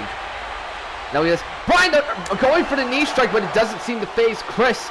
Now a strike square to the eye. A knife edge chop connects. Now look at this, Brian taking time to taunt, and I don't know if that's a good idea. Now, oh my God, Chris has him by the throat. And what could he be thinking about here? Just choking down Brian. Oh my God! Going for one of his lethal knife edge chops. Now Brian using very vulgar signs to taunt at Chris, telling him to suck it and to keep it somewhat PG. We'll tell you when you're older if you don't know what it means. Now Brian back on the apron, and Chris not allowing him to get in the ring, saying, no, this is a fight, and I'm going to take you down anyway. I feel like now Chris getting out of the ring, saying, I'll bring it out here. Now Brian back in the ring, letting Chris get in the ring. Now gets forearm smash squared to the face of Chris Russell. A forearm smash again. A punch squared to the eye, backing Chris into the corner. Knife edge chop. Second knife edge chop. Kick to the gut. Second kick to the gut. Third, trying to stop a mud hole into the Goliath figure of Chris Russell. Brian saying he knows what he is doing, but little did he know Chris Russell is behind him. Knife edge chop, my God! Taking down Chris with one knife edge chop, and now look at this. Oh no. Oh no, no, no, no, no. Good, oh my God, beat to Bowderin, I believe it's pronounced. Just, oh my God, beating in Brian the Brain's chest. Over and over, clubbing strikes to the chest of Brian the Brain. And now they're getting more and more lethal. Chris knows what he has to do to become champion. He already has 2 belts around his waist, trying to add it to make it to 3. And just beating a mud hole into Chris Russell. Or not Chris Russell, Brian the Brain, excuse me. Oh my God, punch in the back of the head.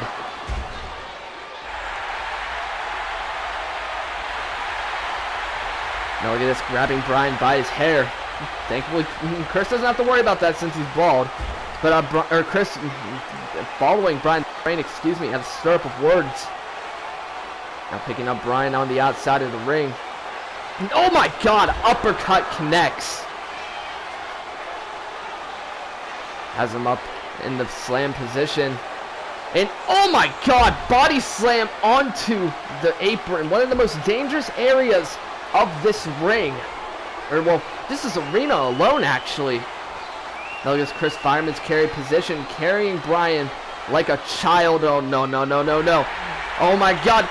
Oh my God, throwing him into the LED post. Another one of those very, very dangerous areas of this arena. Now look at this, setting up for a knife edge chop again. And oh my God!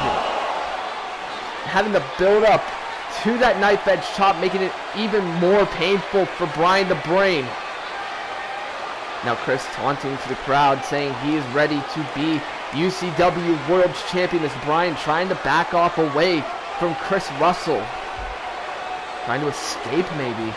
Maybe he's regretting his decision of even accepting this challenge, let alone putting the World Championship on the line as Chris grabs him by the back of the hair, bringing him up the stage. Oh no, no, no, no, no. Possibly has disaster in mind, but no, Brian the Brain reverses it. Chris Russell was going for a power bomb on that stage, and that could have, oh my God. Those knife edge chops are just, oh my god. Now look at this. Brian the Brain going for power. Oh my god, on the stage. Oh my god. I thought he couldn't get more dangerous with that apron slam and the LED post, but no, he proves me wrong. And now throwing Brian back in the ring. No, though there may be no disqualifications, it has to end in the ring. It's taunting once more, Chris does, and Brian the Brain rolling to the whole other side of the ring, just trying to escape Chris Russell as we get a replay here of that power bomb onto the stage. My god.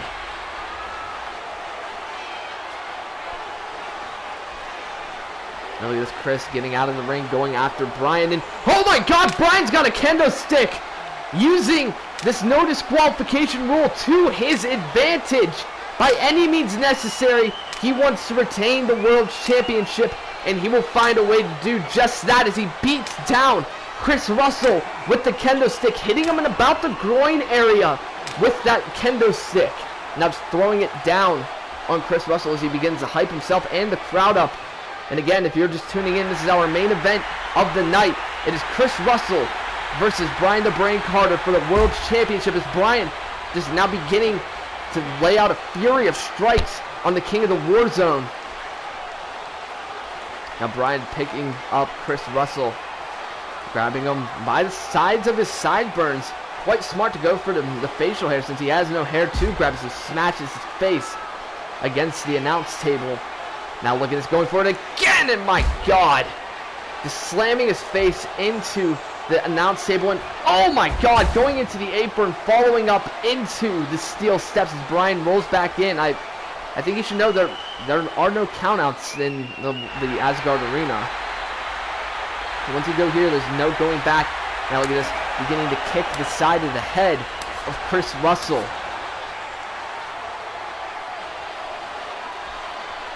Grabbing Chris Russell again. What could he be thinking about here? Beginning to drag him towards the camera, but no, throwing him back into the ring. Trying to keep it in the ring is Brian the Brain, just so he can get this done and get his paycheck. And oh my god, stomping on that arm, the chopping arm, I believe, of Chris Russell. And now going for the other one. Oh my god, having it ready just in case. Trying to take out those arms of Chris Russell, to take out those devastating chops. And now look at this. Brian the Brain has a hold of Chris Russell once more, taking him to the corner. And oh my god, smashing him head first. And a kick straight to the knee, trying to take the big man down.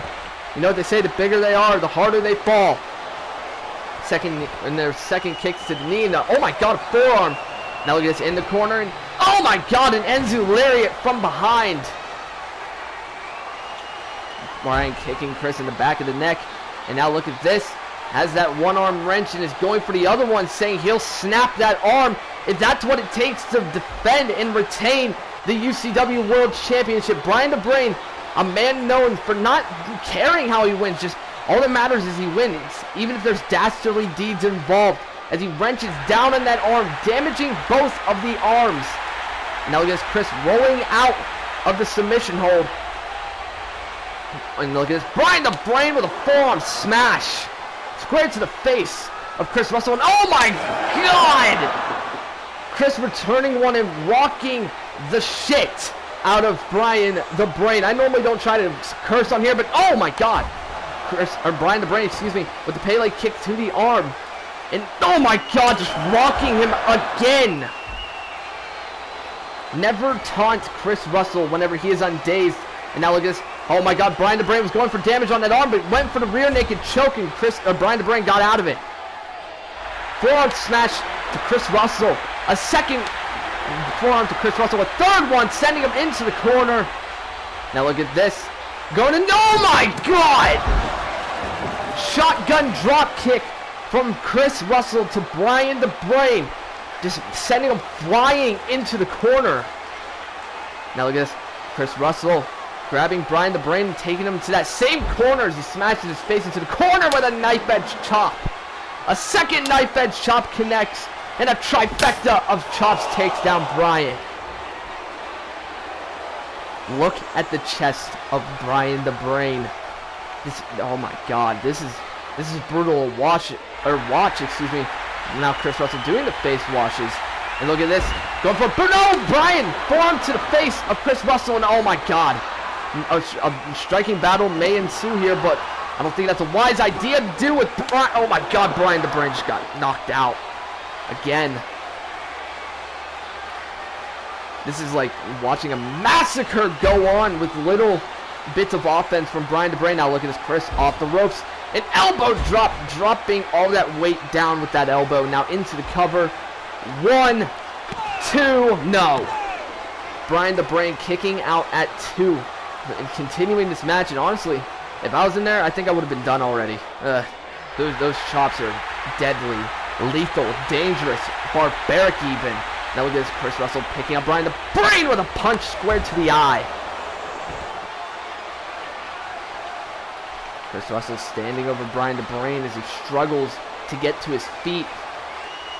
Bryan the Brain's trying to find any way he can to get out of this. Now look at this, Chris Russell. Another punch squared to the face, just taking the Brain, the world champion, back down. Chris Russell possibly starting the beginning of the end for Bryan the Brain as Chris stands over the Brain, looking down upon his opponent. Bryan back to his feet, trying to get some life back in him as he just goes down with a fury of force. Oh my god. Every time, well, let me count this cover first. 1, 2, no. What I was going to say is every time Bryan gets a few strikes in, it only takes Chris 1. That is the dangerous thing about him is now he goes to pick up for a powerbomb. Bryan the Brain trying to fight out of it, and he does. And knife that chop, and now a combo ensuing. Now look at this. Off the ropes goes Bryan, and oh my god, holy hell! Big boot squared to the face of Bryan the Brain. And now look at this kick to the gut. And now going for a butterfly suplex, but Bryan maneuvering his way out of this. Bryan the Brain now looking down upon Chris Russell. Kick to the gut, possibly setting up for the Brain Buster early. No!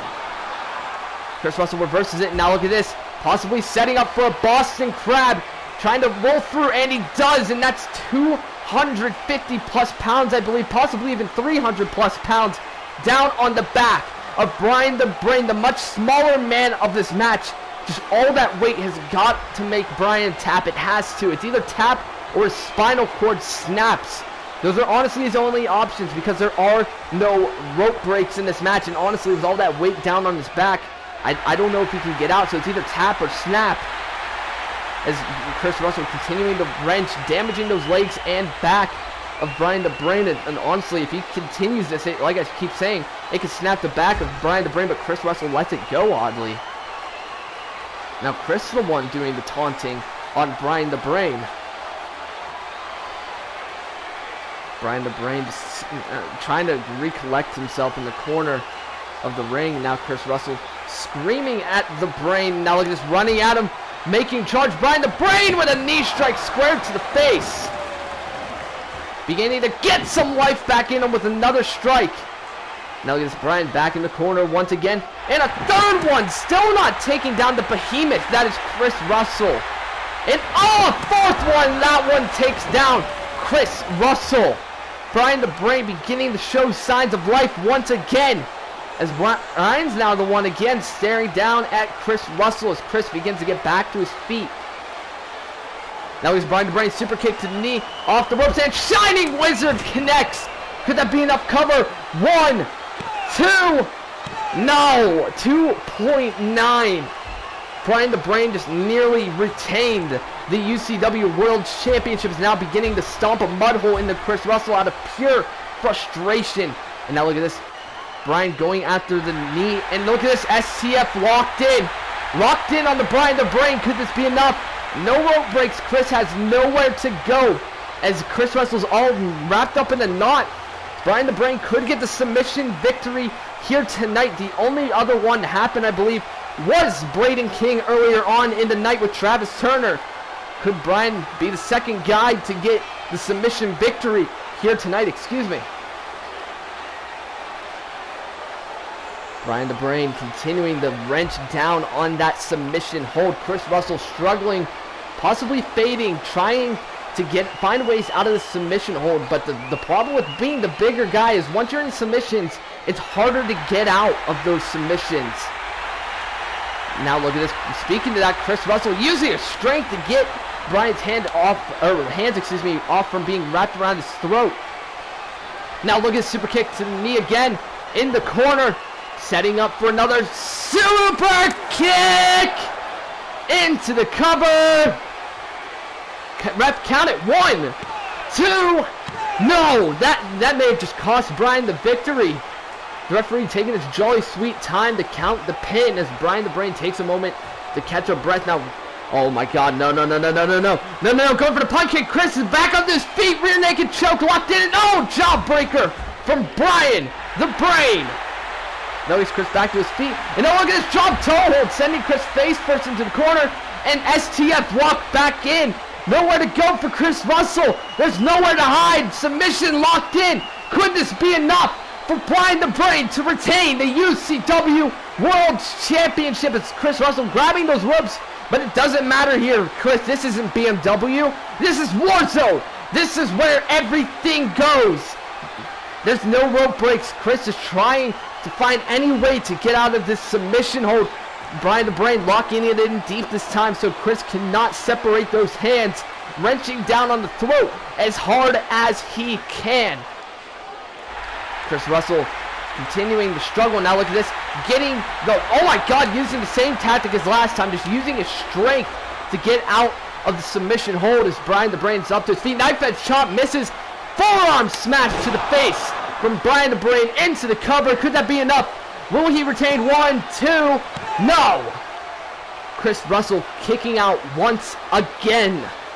What do these two men have to do to put each other away as Chris Russell rolls out of the ring and Bryan the Brain follows behind him? Look at this, Bryan looking for a weapon to use against the Behemoth, and he has a chair. Again, if you're new to Warzone, everything goes here. This is a battlefield, and oh my God, Chris is shoving the chair into the face of Bryan the Brain. Now look at this. Has him locked up. Could he be going for a Regal Plex?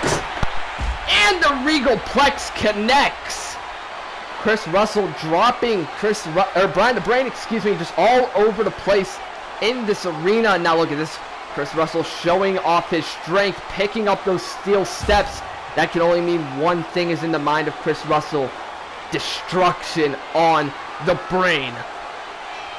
Now look at this fireman's carry position, carrying Bryan the Brain like a lifeless, a sack of potatoes, but Bryan the Brain beginning to fight out of it. And he does. Now look at this super kick to the knee, super kick to the face, and Chris falls back to the head first into the steps. Bryan the Brain taking the time to taunt, get the crowd on their feet. This is the main event of the evening as Bryan the Brain grabs that chair and begins to walk over to Chris. And oh my God! Chair shot to the head, unprotected chair shot to the head. My God, that may have busted Chris Russell open. I don't think it did as Bryan the Brain picks up Chris Russell. I can confirm that did not bust open the pillar. Now look at this, tossing him back into the ring.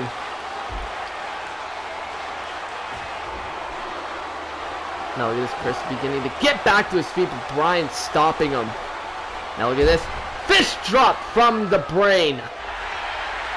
And look at this, a second one connects, possibly setting up for a trifecta, saying he has a plan in mind. He's the man with a plan, with the third fist drop square to the face of Chris Russell. And oh my God, I stand corrected from my comment earlier. Chris Russell is busted open. Now look at this, the strikes following up on that open wound, trying to beat the blood and the life out of Chris the Pillar Russell.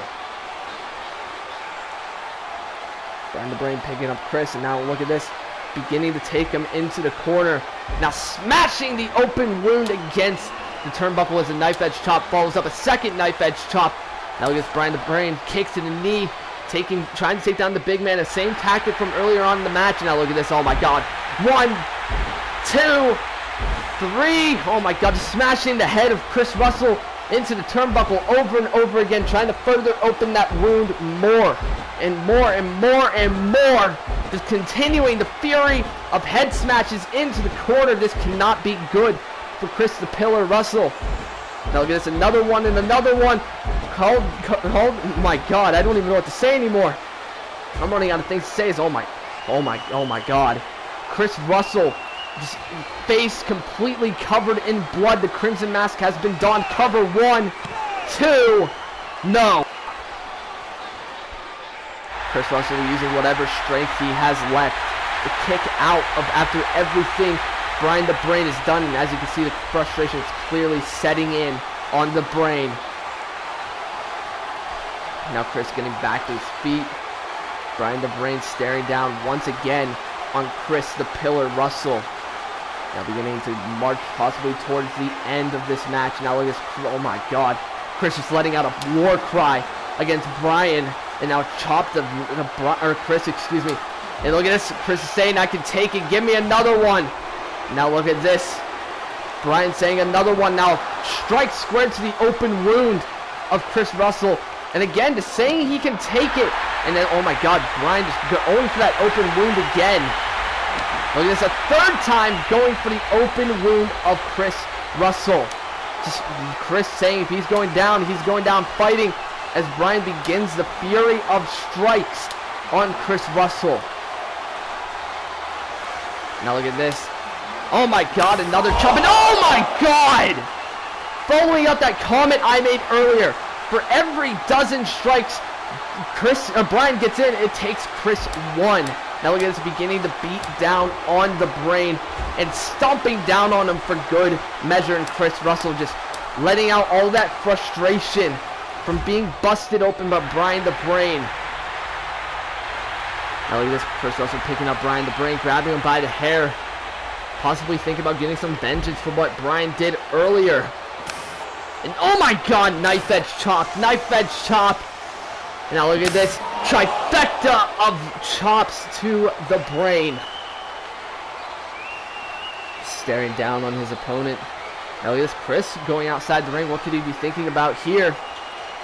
He's pointing down at the apron. He could be thinking about going for a weapon. As Brian the Brain he's just beaten to hell. Look at his face, look at his chest. My God. This man must be feeling so much pain in his body. It is insane. What a main event so far. Now look at this. Chris Russell taunting Brian to just stay down. Oh my God.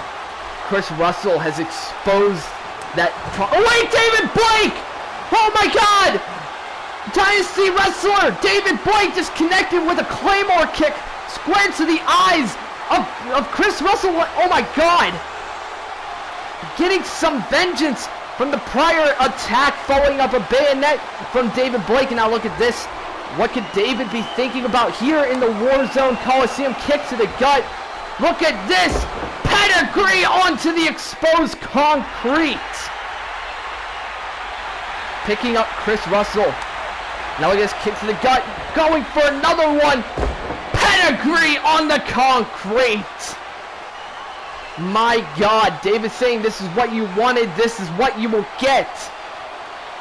And these two, David Blake and Brian the Brain, have history. This is quite interesting to see David helping out Brian the Brain. These two are enemies for the longest time, but I guess since they have history, they say, you know what, let's take out the new guy. Brian the Brain into the cover. 1, 2, 3. Brian the Brain retains the UCW World Heavyweight Championship after quite literally can be described as a war between the Brain and the Pillar. Sadly, Chris Russell not able to pick up the UCW World Championship. David Blake coming in and getting some vengeance from the bayonet that was given to him, I believe it was last episode or 2 episodes ago. Correct me if I am wrong. Just getting payback on Chris Russell and costing him the UCW World Championship. It's still odd for me that David Blake helped out Brian. They have a match coming up between one another in a triple threat match for the XPW Heavyweight Championship. Hell, maybe David Blake wants to go after that UCW World Championship himself. You never know with the wrestling scene nowadays. Everything has been so shocking, one shock after another. But at the end of the day, I guess either way, whether it was his plan or not, you can't outsmart the Brain. But what a match, what a war, what a night for this stacked card of WZW Asgard 13. Just so many replays, so many notable moments from this match. This could possibly be considered match of the year so far for Warzone Wrestling, being up there with like Trey Mercer versus Crom the Machine, for example. Just my God, seeing that Crimson Mask again, Chris Russell was honestly kind of sickening. And this is coming from somebody who commentated death matches out of my ass every night. But oh my God, just seeing the King of the Warzone being defeated is not a familiar sight here in Warzone. For Brian the Brain did it, winning his debut match here in WZW, and for all we know, this may not be the last time we see of the Brain, and this definitely won't be the last time we see of the Mad Dog, the Black Knight, David Blake. These pedigrees on the concrete, for all we know, those could have injured the pillar. For all we know, I don't know, it's kind of hard to say. This man is a behemoth, this man is a machine, but a machine can only take so much, as was shown just now, with Brian the Brain picking up the victory over the King of the Warzone. There's your winner, the UCW World Heavyweight Champion, Brian the Brain Carter. That was the main event for the evening, ladies and gentlemen. We thank you all for tuning in here tonight for a stacked card of WZW, our longest episode yet, and there's only more to come, and we will find ways to top the last episode, as we did with 12, as we did with 11, 10, 9, 8, 7, 6, 5, 4, 3, 2, and 1. Now look at this, David Blake getting in the ring, staring down the UCW World Champion. Like I said earlier, possibly wanting that title for himself. This could be an amazing match to see in the future. The last time we saw these two in a ring with one another was UCW Civil War in 2018. Brian the Brain leaving the ring. Now wait a minute. Oh my God, that's a member of Chris Russell's family. Wait, oh my God! Elbow square to the nose of David Blake. You aren't gonna mess with just Chris Russell. You're gonna mess, with the Russell Foundation. Look at this elbow square, oh my God, to the nose of David Blake. He could have broke his nose. Now look at this, grabbing the King of the Warzone Championship, bringing it over to Chris Russell.